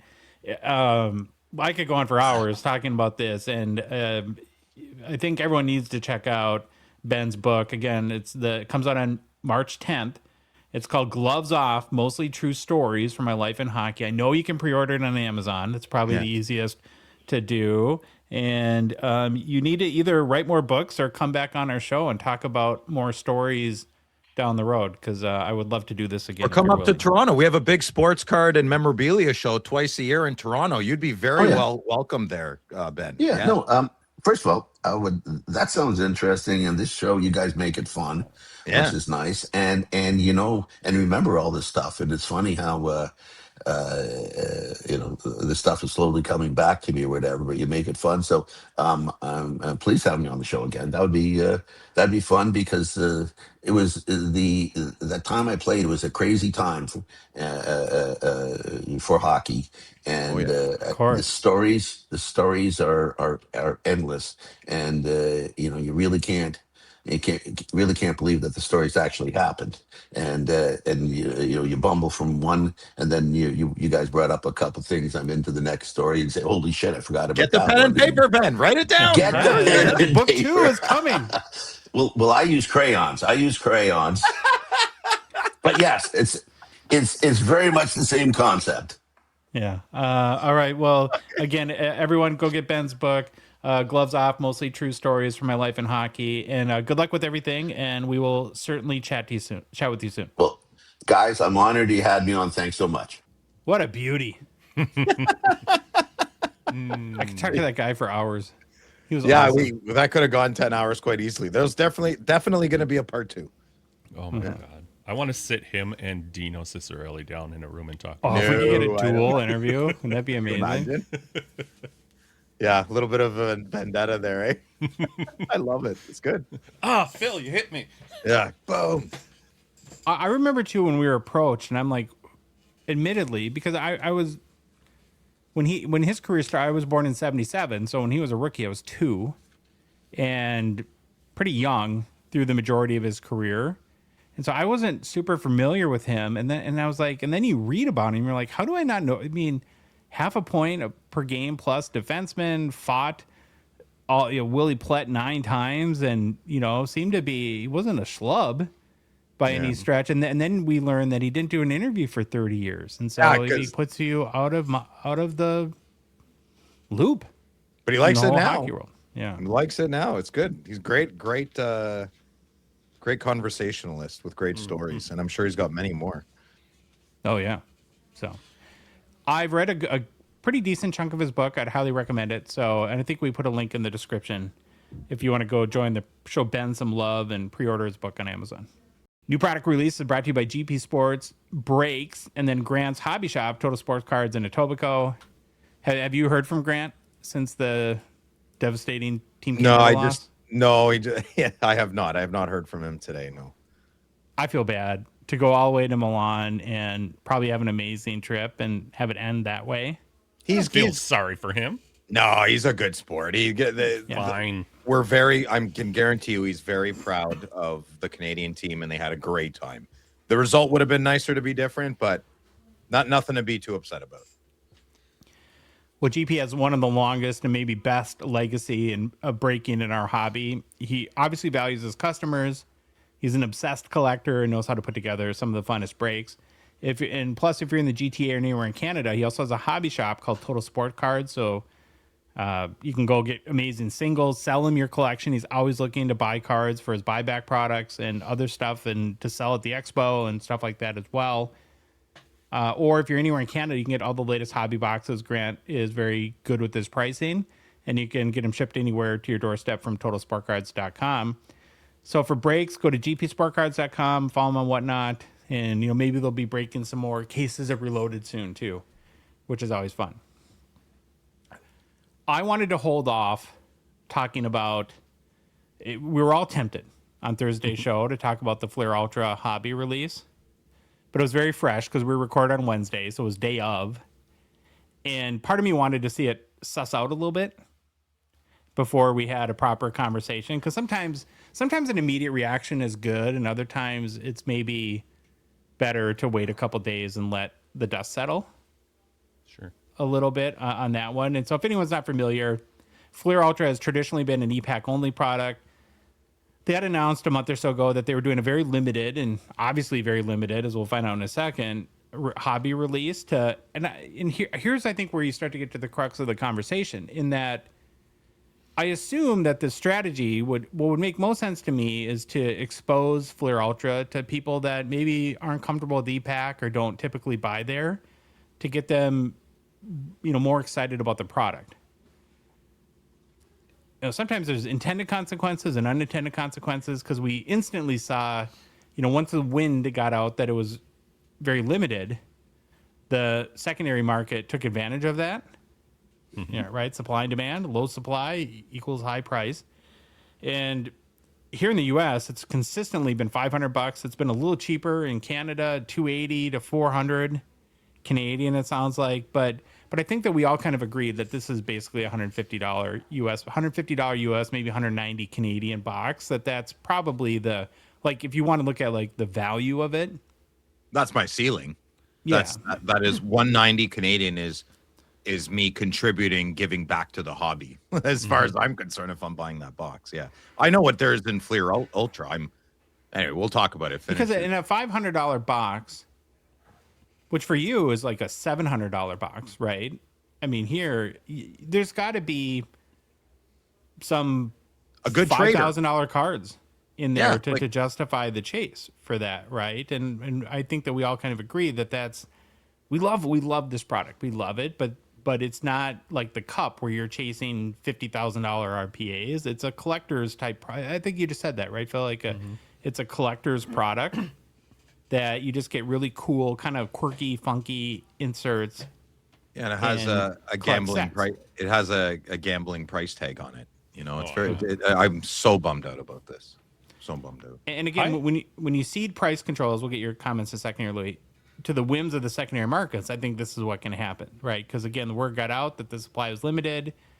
Then people try to take advantage of that. And now, if my assumption is correct, and maybe Billy will talk about this on Wednesday, and he'll correct, tell me if I'm wrong. But if the whole goal was to expose Flair Ultra to more collectors, I don't think how this shook out is because I think if that was the goal, though, they would have told the distributors they would have set up a discussion with the price. I think we can X that thought out, right? Maybe. If Upper Deck's goal and vision was to expose their customer base to a new product or a newer product like that they want to introduce out there to people who haven't seen it before, I think they would have had the conversation to keep the price down with their distributors, right? I don't think they do that, though. I don't think clearly not. Clearly, on any product. Then how is the relationship with the distributors so strong? When it's like, okay, great, man, thanks, Upper Deck. Yeah, we'll get the product out to everybody. Yeah, I don't know. Because from a sales standpoint, you have to deal with very few people instead of right. It's like we sell it to you, and then you do with it as you please. I would just love to know how I make the joke that the conversations are had on a golf course, and I would like to know. I think a lot of them are. Welcome to corporate America. Yeah, well, that's pretty yucky. I don't know what else to say. It makes no sense. I just want to say it. So I went on Wednesday. I went to in between the Canada-Finland game, between intermission. At intermission, I went to my LCS. I had 4 boxes rung up, and it was over $1,000, and I was confused. And then he told me it was $280 per box. I laughed. I walked right out. I raced home. I'm glad I was a little distracted by the game. But as the day went on, I was really, really bummed out. I'll pay a premium on a box if someone is chasing the Bedsy and I want, Series 2 was out of control. I didn't even pay that premium. I'd understand 280 maybe if there's like a $10,000 card in there that everyone's chasing. This one made no sense to me. And on my drive back, it really, really hit me. And I accepted. I had a moment of acceptance. Buying wax is a luxury now that I think I'm a little priced out of. Not always, but definitely when I'm not working in the winter, I'm priced out of it. I am not paying $280 plus tax for a box that I cannot even get a card for my PC or a trader. Come on. I can, but it's a $1 card. It's a $5 card. It's so unfortunate. And I'm not going to dwell. I know I sound a little intense and passionate right now because I care a lot about it. I'm not going to dwell the rest of the week. I'm just priced out. I have to adjust. I'm just now really excited to spend that money on a single. Right. That's just the way it is, right? And this is where I think I'll probably end up buying more break spots, right? Breakers is the first point of entry. It's like I won't make that analogy, but it's like the first one. Well, okay, so I have a couple thoughts on this. Okay. I'm not sure, and I'll take the U.S. perspective. I think more is selling in Canada because it's way less expensive. It's a little bit confusing. How are you getting it for $280 Canadian, which is like $240 U.S. or $230 U.S.? There's different distributors. Yeah, there's only 2 in Canada. We only have 2. That's it. There's only 2. That's it. And it's 500 here. Mm-hmm. If I had to guess, and I have no inside information to this, I would be shocked if a lot of people have bought this at $500. I mean, it's not sold out anywhere. And so my bet is, I don't know how long it'll take, if it's a few weeks or a few months, that the price 6 months from now is dramatically less than it is right now. Here's something really telling and I'm just using Card Ladder. It's a few days after. Yeah. Do you know do you want to take a guess what the most expensive Fleer Ultra sale is? A Sidney Crosby card. No. No, it's a Matthew Schaefer. What? It's a hobby box. So a hobby box is sold for I'm sorry. I should have said most expensive Fleer Ultra sale. A hobby box is sold for $435 on eBay. The most expensive card is the Crosby that's sold for $219, $220. That flower thing. My one of my LCSs did breaks, and I checked that the night they sold one break spot, and they took it down. They took it down. They must have refunded the guy. Not more than one break spot the whole day.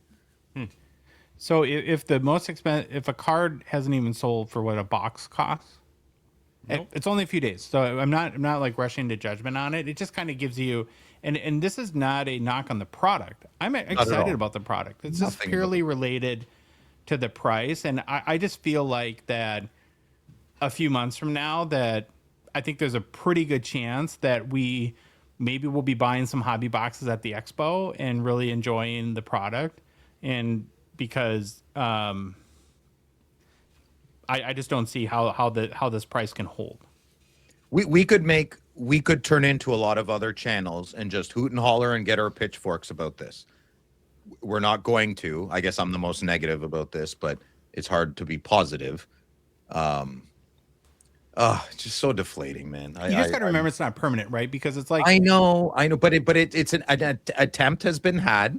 Okay, 500 didn't work. Well, let's try 420. Let's try 310. Let's try 280. Like, I am a business owner. I get it. I understand it. It's a gouge, man. Mm-hmm. It's let's start at the absolute highest, make it as much as we can. I just don't have that mindset in business. I just don't.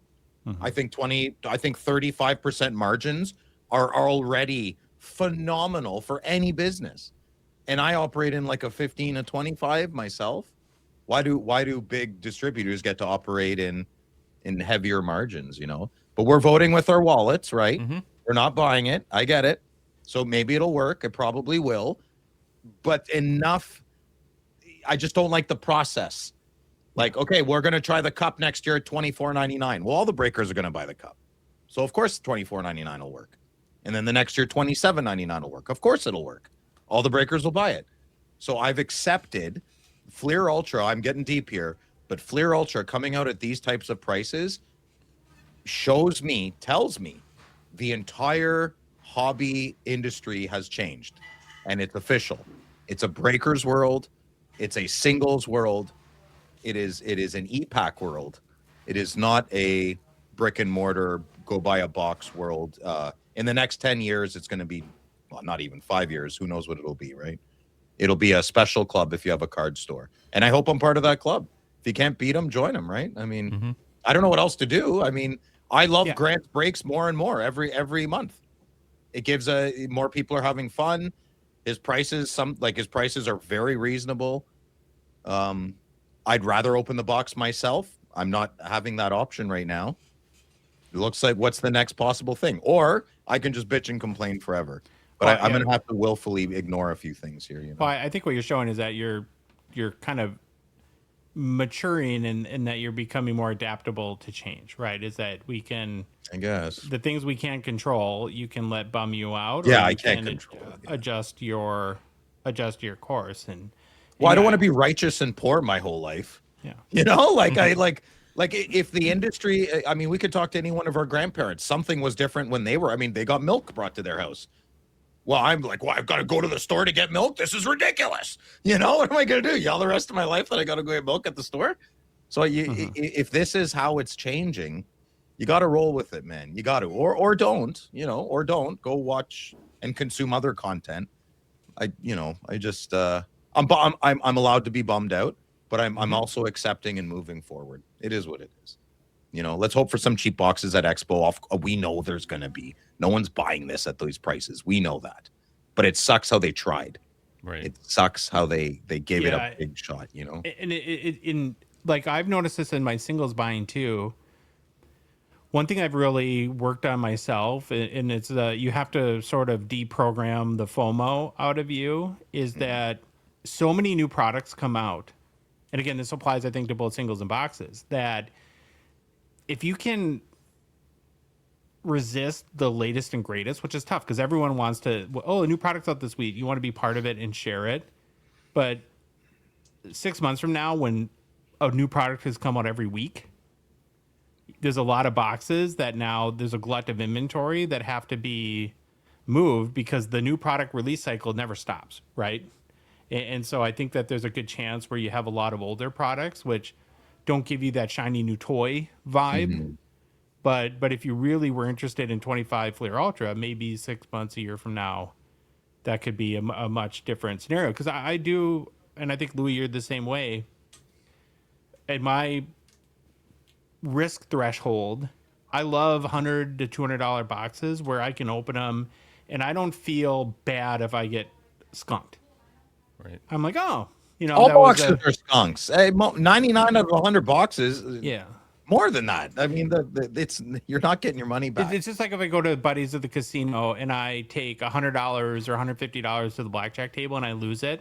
I'm like, oh, that was a fun night's entertainment. If I took $2,000 to the blackjack table and lost it, I'd be like, how am I going to explain this to my wife? Right? That's more the issue there, and it changes the dynamic for me. And maybe some more wealthy people losing $2,000 is, or not losing, but spending $2,000 is like me spending $150, right? And I acknowledge that. It's too expensive entertainment. Like I'll spend $200 on a Friday night for entertainment.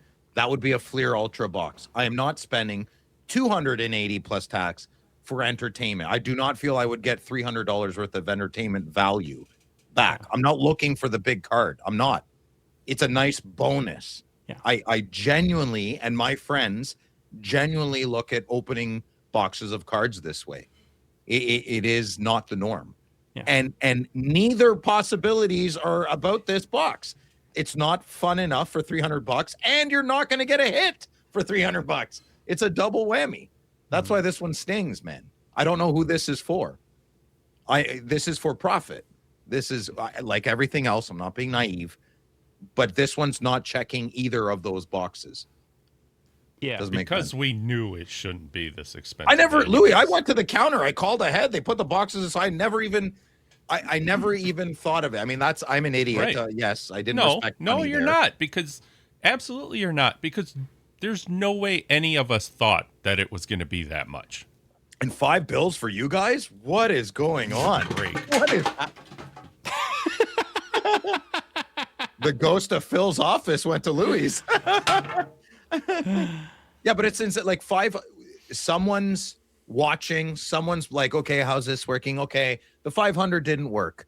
Let's like, it's Well, that. it That's is the something tiny new, part. and so like if I'm Upper Deck, here's how I would approach this. Right, I would say, well, maybe this didn't work as we intended, but there is a lot of interest in these e-pack products and doing a limited release. And so like if you wanted a $500 Flair Ultra box, what I would have done is created a special collector's edition, and I would have loaded it with, I would have put a couple of insert chases that were crazy In chases hobby. that were In only hobby available only. in hobby, Yeah. and made the box itself special and actually gave you a reason never to open it, right? Where that this is like a, that could work and maybe make people feel comfortable about a higher price because Like you're your retro box. yeah, but that was kind of a happy accident too, though, because that's so loaded because of I think it was coming off the lockout, in that they couldn't feature rookies, and so they were scrambling to add to justify just getting people interested in buying hockey card boxes. At Can that I point. I don't want to get into it like crazy, but Josh, explain it to me again. Why does Upper Deck not want to distribute their own boxes? Like why do they hire a company to do that for them? Like why can't is it too much of an advantageous task to get into distribution? Like they have trucks. Like you should see the truck that comes and brings I'm like, you got to be kidding me. Like Yeah. it's I think there's a, I'm glad you asked that, and people chime in and definitely add your thoughts in what's the the comments. bonus of Upper Deck? Yes, I get it. They sell all their cards in one day. They don't want the hassle. Sometimes the hassle is worth it when Jason Mashra tells us they're all for the collector number one. Well, then maybe they should step in here sometimes, no? I think it comes down to core competency. And Okay. and what's a smart thing of a company to do is to not try to be anything and everything. That rarely works in life, right? It's like, Correct. what are we? I don't know what Jason would say or other senior leaders at Upper Deck, but I consider Upper Deck a product company. I think they're really, really good at making awesome hockey card products, right? They're not, and it's kind of like the classic example is, what is Disney? Disney's a marketing company. They don't make their own movies. Pixar makes their movies. They're just really freaking good at marketing movies and putting butts in seats in the theater. Now, so if you acknowledge that, okay, what are we? We're a product company.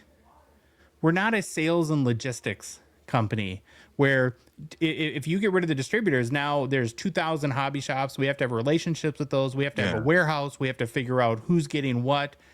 Maybe we just make one sale, and on the day of release, we sell all the products to distributors and offload that competency to those people so we can focus on products. And even though you're giving away margin to that distributor, maybe what you're acknowledging is that it would actually cost us probably more because it's not our core competency and it would take us a long time to get good at this than to do it ourselves. That's a whole lot of speculation there. No, that's So a I'm great not answer, man. Trying to be And- offensive to anyone at Upper Deck by any stretch. I'm just highlighting like how a company might think about that. I'm not trying to Well, say it's like me. I have a tree. or anything. I have a tree company, and one out of every 10 estimates I do, they always say, "Oh, do you do interlock?"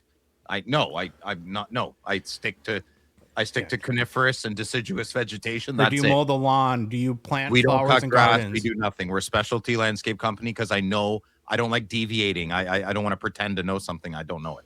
I understand that. Thank you for bringing that up. But when one of your core values of your mission statements is that the customer and the customer's like well-being and experience is number one to you, when that is not happening because of these policies and decisions you've already made, when do they step in? Like that's when the MSRP, I guess, would come into play, right? They don't want to do that. And I'm not a smart enough economist neither. to understand this, but I think the challenge in controlling pricing is that a unique part of this hobby is the involvement of the secondary market. And so what I assume is that Upper Deck needs to give their partners, their distributors and hobby shops, flexibility to adjust to the secondary market. So you have the example of when a player like Macklin Celebrini is hot, and if a hobby box is selling for $400 on eBay and a hobby shop can only charge 300 or 150, that's going to be a problem. On the flip side is when a product misses, like EX2000, and a hobby shop needs to sell it at a huge loss. But if you cap prices that are successful, what you're saying to the hobby shop is you have to eat it on these products nobody wants, and we're going to cap your ability to recoup that on. And so I'm not saying that, I'm not excusing you're not. any of this, but I'm saying that it's like everything in life. It's more complicated. It's not straight, black and white or straightforward. You know why this one kind of stings a little more than normal? I'll tell you why. Because so let's give Celebrini's series box. So it came out. I'll just use round numbers. It was $150. Celebrini's secondary card market goes up. Distributors do the natural capitalistic thing, raise it $50 to the shops. The shops raise the prices to the customers. Go so on and so forth. We're at $300 a hobby box for Celebrini Young Guns, right? Give or take. Yeah. Okay. I get that. I get the chop up, the price. Everyone's making money. You want a piece of the bread. I get it. This right off the bat, they saw a great opportunity.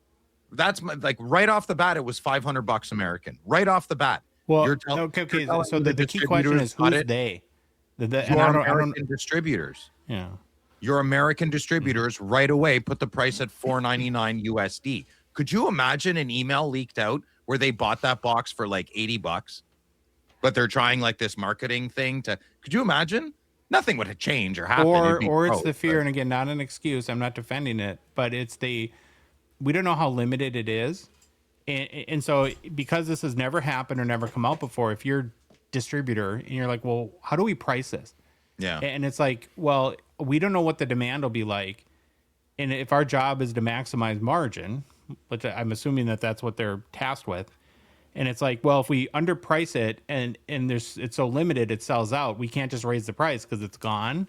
So let's try putting it high, and then if it doesn't sell, then it's kind of like a Dutch auction. Okay, so I'm a small business where there's a big miss at the beginning part. Like, let's say I'm going to use my $80 cost price. So let's say a distributor in America gets $80 cost. They have a fiduciary responsibility to help their stockholders and their board of governors and blah, blah, make everybody rich. Let's put it at $500. But we bought it for 80, but let's just try 500. That's the right thing to do for my entire company. Okay, got it. Now you come to me, who has a small business. There aren't many small businesses that go to work every day buying something for 80 cents on the dollar and putting it to $5.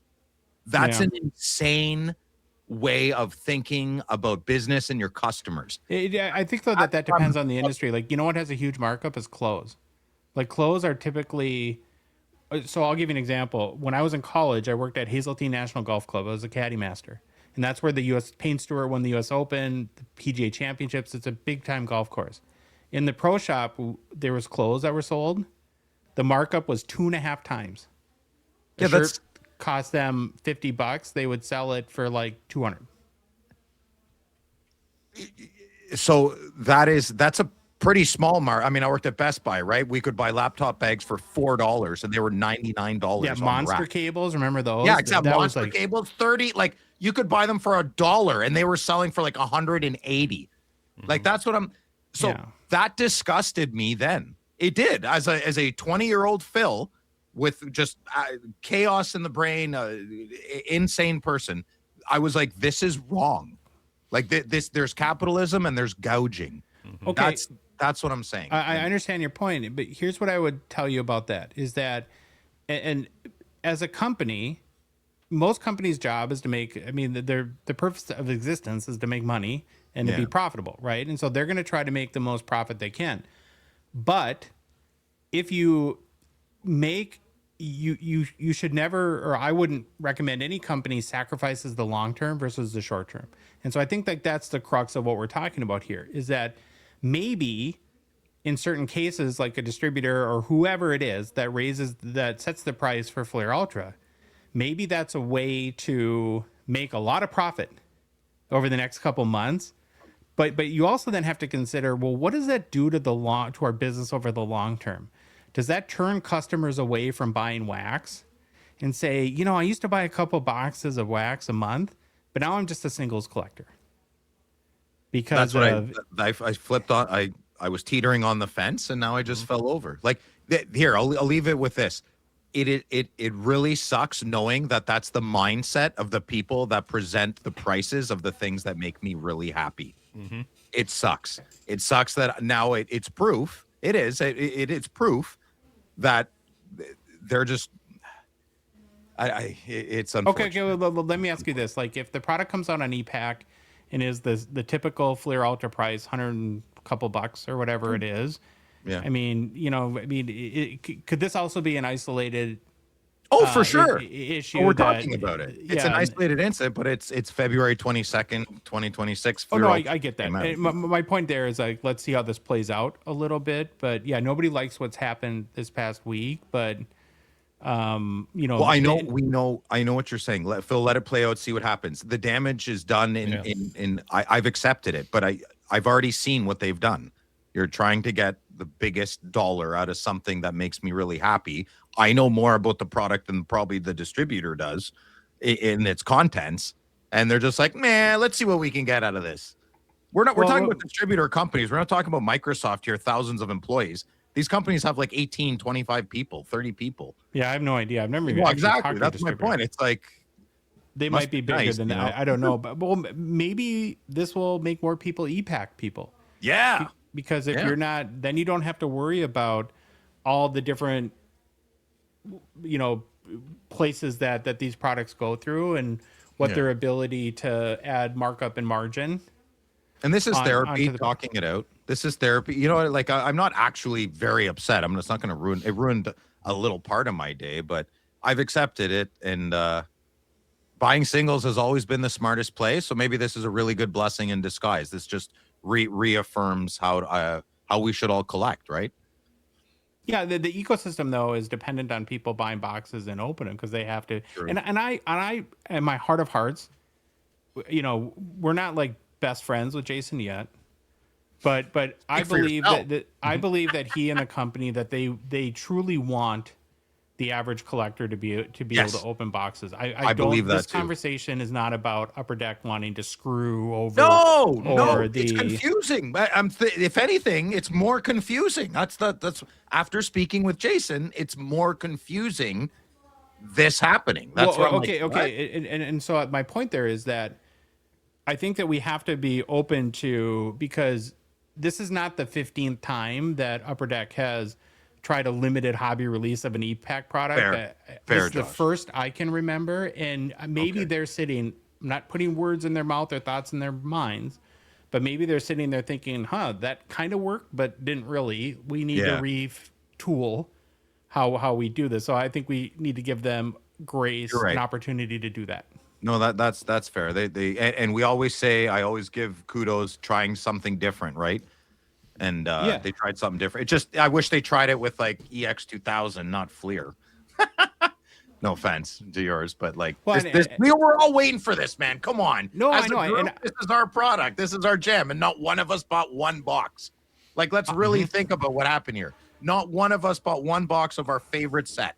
It sucks. It totally sucks. These conversations I always get like in my own head a little bit, because I feel like that the good listener, I feel like I know what they want, and I feel like you give them that, where I'm the Connor McDavid of hockey cards. I'm a robot where I literally, this stuff doesn't faze me for some reason. It doesn't mean I like it. I'm not saying I'm just like, I'll just go buy something else. Right. Yeah. And I don't get, and so maybe it's good that to balance you or Louis out and offer different perspectives, but I feel like I'm really unsatisfying to the audience. We have a similar perspective. I'm Greek and you're not.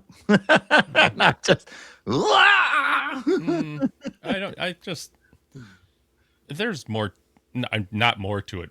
Phil, you asked everything. Josh, you answered everything. I just think the brass tacks of the whole thing is like we've said, this is not a $500 box. Yeah, it's simple. And so why in Sam hell is it even coming out that way?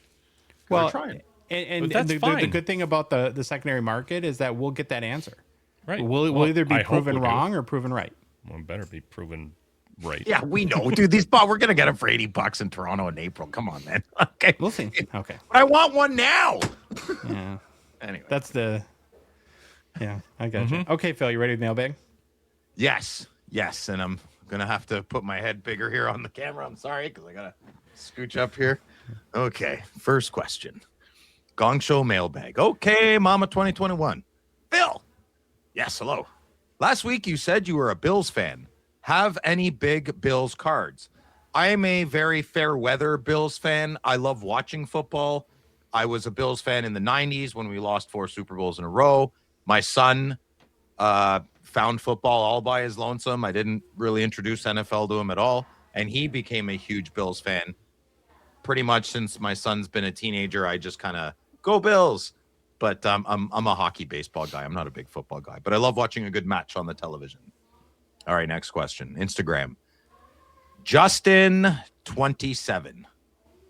Gents, is there any reason you can mention to why Pather isn't mentioned anymore? Ha! They finally figured it out. Ha!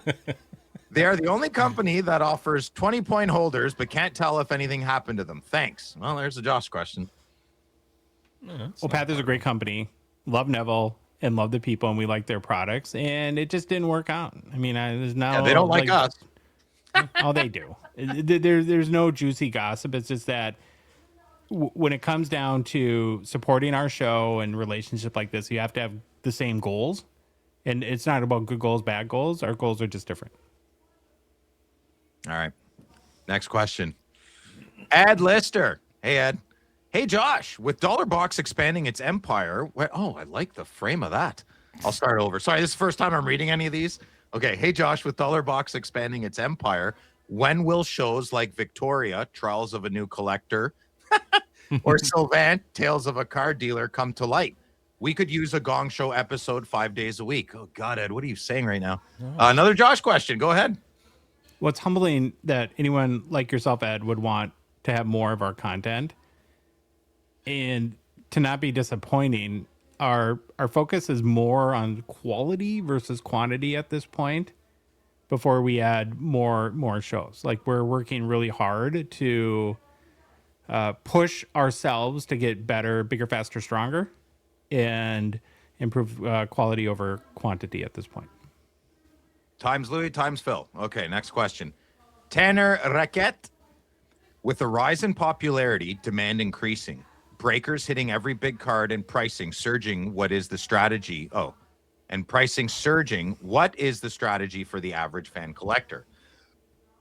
Do we join the problem and only buy into breaks? Do we buy singles and build a collection? Do we buy a case pre-sale and flip when it goes up to afford what we want? Truly, what is the strategy for the average collector moving forward? I feel like we hit that pretty hard there. What is our best box to go after?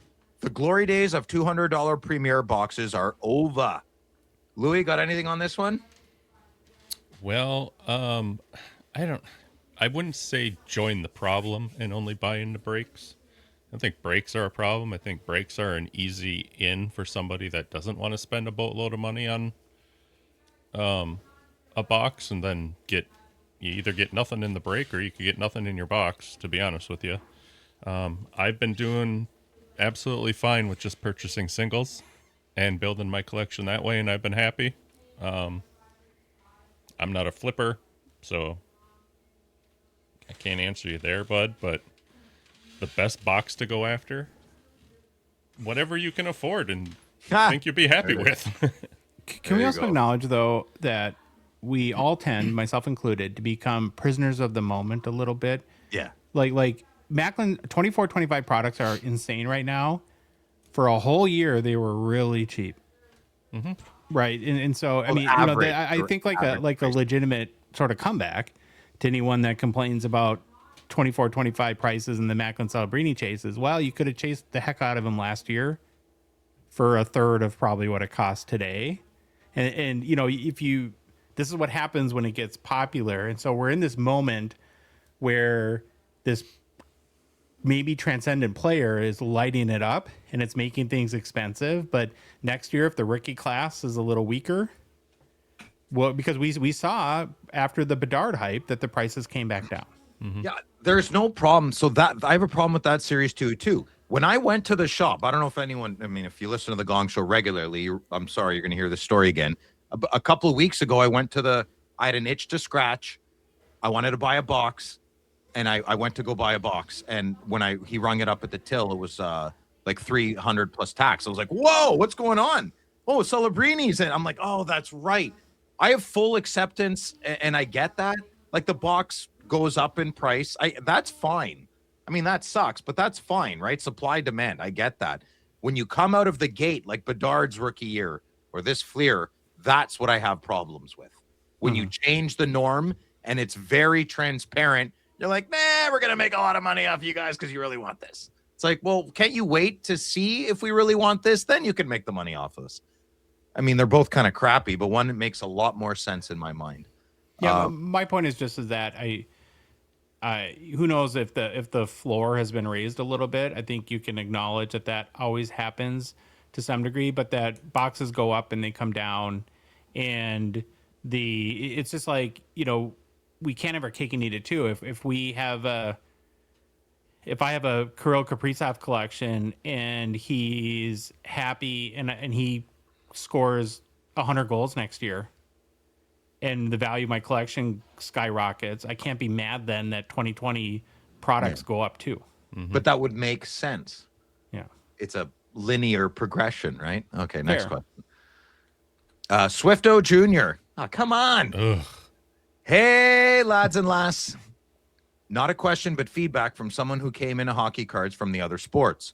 2026 Top Series 1 Baseball has an estimated print run of 1,415,000 per base card, and the rookies are considered normal base. That's crazy. He didn't write that. I said that. That's why the young guns are more valued. I don't think they're anywhere near that population. Yeah, I don't think so either, dude. Why are retail SKUs not as valuable in hockey? I see a couple of reasons. Number one, the other sports release a lot more brands in retail than hockey does, including their higher end sets like Prism and Select. Number two, an NFL Select or Prism hobby box sells for $1,000 or more. So the retail version is in huge demand for people who can't afford hobby boxes. This drives secondary market pricing up. Hockey doesn't have that issue. Yet. Yeah. Good insights, and thank you for the contribution, Swifto. Stole your answer, Josh. Next question. Lauren Kooks. Okay. Hi, guys. Hey, Lauren. Thanks for being such amazing representatives for our beloved hobby. Oh, awesome. Thank you. Can I ask each of you how you feel about receiving a raw single purchased with slight imperfections? I know most sellers on eBay post pictures of corners, etc. However, I still feel some tiny issues can't be seen until they are in your hands and you can reflect light on each area. Is this just something my OCD needs to deal with when getting a great card? Or is this unacceptable to all of you as buyers? Thanks a bunch. Joshua. I see this as like a personal ethics thing. Like if you received a card and there's like a big scratch or print line that was hard to tell in the photo, but that wasn't disclosed, I would have no problem returning that. I think eBay gives you, I'm dealing with eBay, but I think because Lauren mentioned that you get the right to do that. And that's at the end of the day, you have to be comfortable looking in the mirror. And so there you go. Yep. Louis, anything? I've won and lost some battles on me just not paying enough attention and let my OCD deal with it. I had a damaged card from the eBay authentication program. I messaged the seller. He said, look at the original pictures. That bad corner wasn't there. I messaged the eBay authentication program. They apologized. They sent me, this was when it first started. They sent me something to mail it back. I never mailed it back. I didn't care enough to do it. So that's my experience. Okay, next question. Mad Dog Nav 78. What's your favorite common insert? Something that falls around 1 in every 10 pack odds or easier. Huh. Can't think of one off the top of my Young Guns. I don't know. What are O-Pee-Chee black? Those are out of Well, they're out of 100. That wouldn't be out of 10. Yeah, I felt like a snob answering this because Well, you are a snob. yeah, I am a snob. Yeah, Elitist. an Dramatic. elitist. I am the snobbiest minnow that you'll ever find. I try to collect things that are rare, and so but the one kind of corollary that I had to this was I have thought for a number of years that Allure base cards are way too nice. Like it's like Yeah. they're so common that and like they look like silver prisms almost, and so they've done a great job on them. That'd be I my like the best guess. rainbows. The rainbows in Parker's Champions are pretty calm. There's great refractor. Oh yeah. It's a good one. All right, next question. Headphone activist. What's up, brother? Between what he has accomplished since entering the NHL, what has he done at the Olympics? Do you guys think Celebrini, the most impactful player for the NHL, the hobby, since McDavid? I would say, yeah, I would. I mean, other than Cale Makar since McDavid, who's there been? Matthews, Makar. I guess that's my answer. Louis, anything? Yeah, I would. Yes, if you're throwing the Olympics in there. No. Josh? If it wasn't in there, though, I will go with what Josh is going to say. I actually think Bedard has still had a bigger impact, and it's because to this point, the Macklin mania has been very compressed. It's been like 2.5 months where, and again, this is about being captured prisoner of the moment. The Bedardapalooza drove this hobby for a solid 2 years. Yeah. And so I think now, does that mean that Macklin could have a bigger hobby impact going forward? Absolutely. But I think to this point, I still think Bedard has had a bigger, but it almost feels hard to say because although short, the Macklin effect has been very intense. True.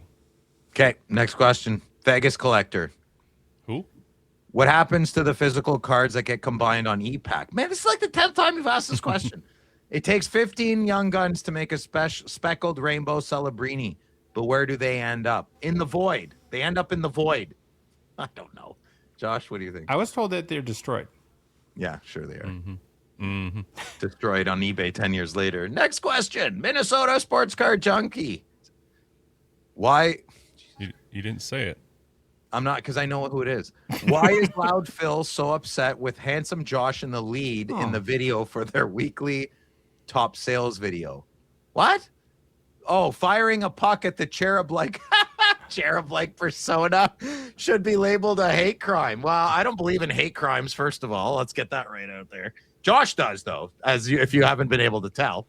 I don't know, Josh, what do you think? Well, I think it's a couple reasons, Tori.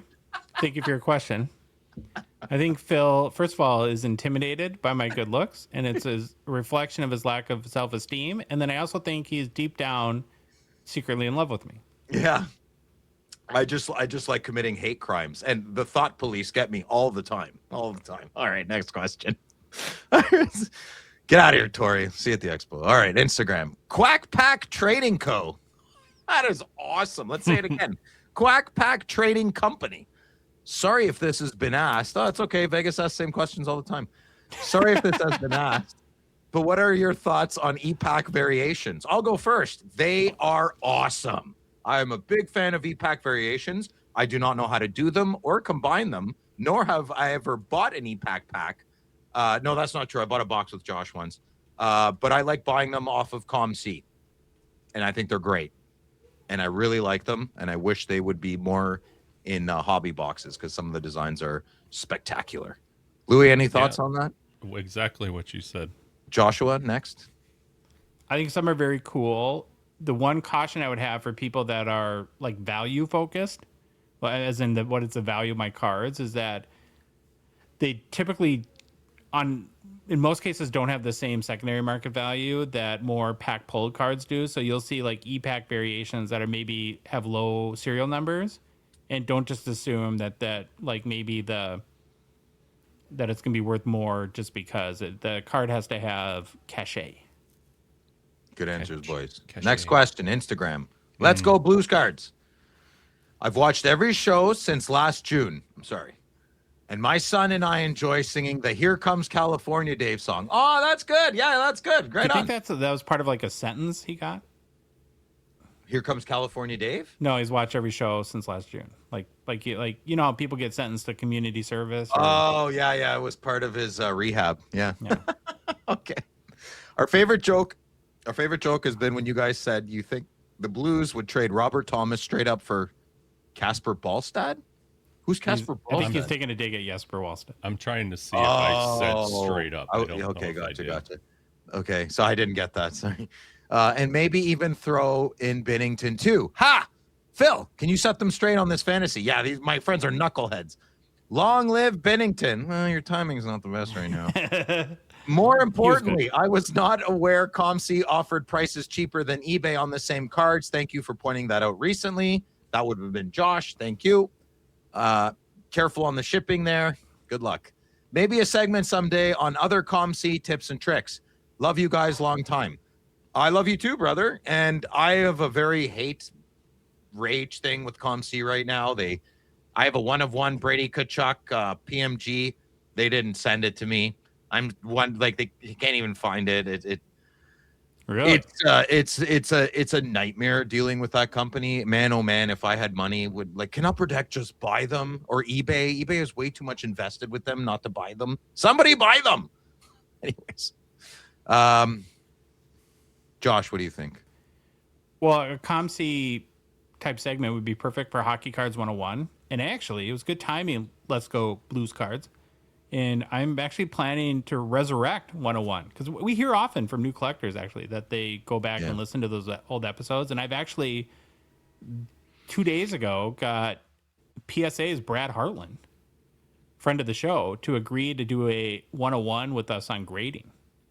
Oh, That I'd should like be to see saucy. that. Brad laughed at me in person last time he saw my grade, but anyways. It's like, hey, Brad, he's like, oh, did you get your cards back? He's laughing at me, walks away. I'm like, what is that?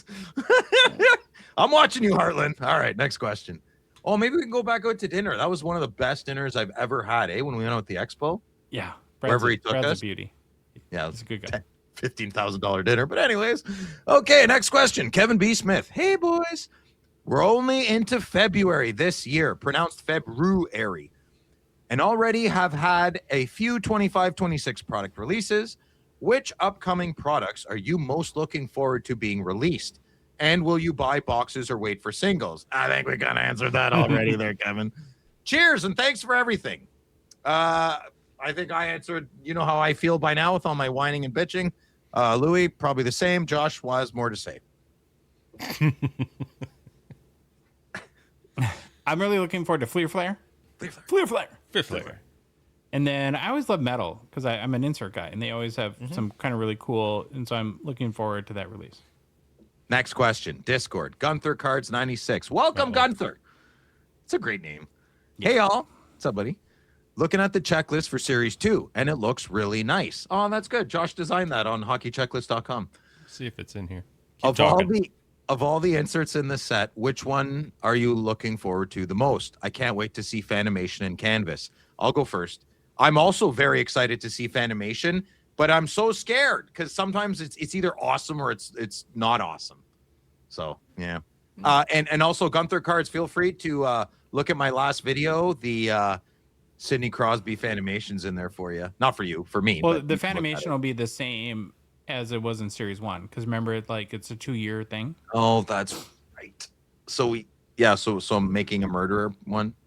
Yeah, and then I just realized in this question, Louis, I forgot I didn't do the graphics, so my bad. There, Brand new patron, and you forgot it. He dropped the ball on you, Gunther. Cancel your membership. I have right forsaken you. The other thing I screwed up is that I said Wednesday is our Series 2 release show. Well, that's actually March 4th because the product comes out on March 4th. So I have a note written down to ask you that. Yeah, maybe. Yeah. I'm so just elated with the life-changing massive. No. Okay, next question. I caught on that quick. Okay, Zeddy. Would you rather own a rookie shield auto, high gloss, or cup RPA of your favorite player? Oh, high gloss, yeah. Me too. Louis? I don't know. A rookie shield auto would be kind of cool. Really, eh? Josh, your high gloss? Yep. Okay. Instagram. 8x10 autograph collector. I wonder if he collects 5x7s, though. Okay. Has Grant from GP Sports announced a hockey trade night for the 2026 National? No, I haven't heard anything. I hope he does it, but I haven't heard anything. If you just call the shop. Call it right now. When you're listening, just call it. I can give you the phone number. And ask for Grant from GP Sports, please. Yeah. Hi, can I speak to Grant from GP Sports? Phil told me to call. Don't say that. Say Louis. Okay, next question. Facebook, Nick Meyer. What is the purpose and end game for the price gouging on the Fleer Ultra release? I swear to God, I didn't write this. Well, I've already had my temper tantrum. I'm pretty good now. I ripped this in the 90s. And yeah, man, I hear you, brother. I ripped this in the 90s and was super excited for a physical hobby box release just to find out the box companies marked it up to $5K, almost $5K a case and $4.99 a hobby. Yeah, that's $5,000 a case. Like, that gives me heart palpitations, man. It seems like a huge miss and counterproductive to make it very allocated. A resounding, we agree. And Josh says his best. It's a what? It's a bummer. Never mind. It's a bummer. Oh, sorry. It's a bummer. Okay, next question. So much for that. Michael Spellick. Which price would be... Phil, come on. Good. Which price could be actual for a Bedard Young Guns 1 of 1? Listen, you didn't write that good, dude. I think, like, based on his name, he's probably Eastern European, and English is not his first. Yeah, I'm sorry. You really got to get over this game and quit being such an ass. Yeah. So, what would the actual price for Bedard Young Guns 1 of 1? His gold outburst be like, what would it be? Yeah, okay. I would have one question before that. Is this sheet cut? Why would it 1 of 1 Why be would it sheet be cut? sheet cut? I just would want to know. You just didn't have a time to play that today, I think. You just wanted to play it. I would think between 200 and 250,000 is what it costs. What? You're still maybe high on the game. Well, what do you think, Louis? What, you put 50? One of the gold outburst Young Gun? Yeah. Oh, I don't know. It probably is. It just makes my stomach turn. Okay, I'd say about 150 myself. And I do apologize, Michael or Mikhail. I do apologize. I'm sorry. Okay, next question. I'll pick on Mr. Anderson here. Mr. Anderson. Kalen Anderson. What's up, buddy? What's the most obscure or weird PC that you personally know of? I don't know. California Dave. Easy answer. Oh, overall. Yeah, okay. Yeah, he has no theme. Yeah, Dave has no theme, but it's not obscure. Or it's obscure. Yeah, it is obscure. Weird would be probably Josh's hair doll collection. He collects hair from people and he makes dolls out of them. I find that a little odd. I don't know. His wife says it's healthy and it keeps him happy. So, Louis, anything? I thought you collect swimsuit pictures of your cousins. That's kind of Ew, dude. They're Greek and Armenian. I don't know. They don't wear two pieces, man. Come on. What's the matter with you? Hairy girls. Good. Louis, do you collect anything weird or obscure? Do you know anyone? No. I don't know. Montreal Expos collectors? No, they're normal. Oh, yeah. Yeah. Ooh. Okay, anyways, Discord. Vegas collector again. How does he squeak in here? Oh my God. Okay, now that the USA owns the cup and both Olympic gold medals, what impact do you think the impending collapse of the Canadian economy will have on card prices? Hums Freebird while typing. So he was humming Freebird while typing. I'll go first. I'm sorry, I can't really hear you because you're humming Freebird over the noise of all the American collectors collecting hockey cards of Canadian players. The noise is too loud. I'm sorry. What was the question? Yeah, thank you very much. Celebrini everything. Go ahead, Josh. I think this is a Phil question. Yeah. Oh, I answered it. Yeah. Anyway, oh yeah, one more. Sorry, Paulie. You're good, Louis? Okay. It's freaking Paulie. Hey, Paulie. Is the heli hobby market about to go nuts now since he didn't have one before? I don't think so. We know Jack Hughes had a market prior, but what's the long-term impact for him going to be? I guess we'll get to see now what effect Olympic gold versus Stanley Cup can really do. I just don't think it's going to do much. Maybe today, tomorrow, and the next day, but not too. We're going to jump into the NHL season so hard and fast. The Olympics is just going to be an afterthought, a great afterthought, but an afterthought nonetheless. If this would have been last year in Winnipeg and Hellebuck coming off of this, I think it might be a bigger driving factor. But because the Jets are kind of in the tank, Yeah. doesn't help. I think his market will be stronger, but I don't think nuts is going to be a good word to describe it. It'll the needle will move, but I don't think it'll stay moved too much unless he misses like 3 more games in like 3 weeks. No one's gonna give a crap what goal he scored, man. Trust me. That was a lot of mailbag. You must be exhausted. Personal pickups. Phil. Bubkiss. Louie. Got one. Yeah. Didn't know it was coming, but I like it. It's an 1819 O-Pee-Chee Platinum Red Rainbow Auto Heisher. Red Rainbow. Red Rainbow. Reading Rainbow. You know Reading Rainbow? Oh, of course. It's in a book. Have a look. Really? You do? You're American. How do you know I that? can do anything. You do know it. Yeah, from Jordy. But he could see. Yeah. That's awesome, man. Oh, I'm so happy. What about today's special? No. With Jeff and the hat? No. Let's not go overboard. Okay, sorry. And now, I'm going to go to yours, Josh, but I want to play a little game with Phil. I did some coloring too. Can you guess what this is? Sidney Crosby medallion. Oh, see, I'm a good colorer. That's great. Yeah. Can't stop, won't stop. Had to get another 2021 Fleer Ultra Sidney Crosby gold medallions out of 200. Love these cards. Is that your third? Fourth? I don't know. Of all players, it's probably my 50th or more. But wow, it's the one as far as Crosby, probably third or fourth. Oh, nice. Bring the binder. We should all bring some of our PC to the next expo. Yeah, I'm gonna bring some of my binders this time. I really wish Crosby would have played today, so it would have been best on best. And I know, man. I know. Like, I agree, Louis. Yeah. Think how rested Kaprizov is going to be, Louis. Yeah, I know, right? Or out of rhythm. Or how fat Mitchkov is. Oh, boy. Who gave him the Honey Nut Cheerios? Damn it. I don't know. Sorry. 2% milk. Oh. All right, that's our show. If you like the episode, please leave a rating and review on Apple, Spotify, whatever podcast app you listen to us on. If you love the show, you want to support us, you want to chat with us on the Hockey Cards Gongshow Discord server, please consider a $5 a month donation. Join our out of $999 support level tier on Patreon. Link is in the show description, our Instagram, TikTok profiles, on our website, hockeycardsgongshow.com, or on Patreon. It's patreon.com, and search for us, Hockey Cards Gongshow. We're 3 old guys on social media. Follow us on Instagram, Facebook, TikTok, Twitter, and YouTube. And boys, the Hockey Cards Gongshow podcast is a production of Dogbox Ventures, LLC. Have an awesome week, and we'll be back to rub it in Phil's face more on Wednesday. Rub away. Baba Louie, you know what to do. Bye. It's the Gong Show, we're dropping the facts. Hockey cards on fire, no holding us back. Josh looking sharp, the face of the scene. Feeling pork chop pants, rocking it clean. Baba Louie in the booth, he's the man with the plan. The best producer in all the land.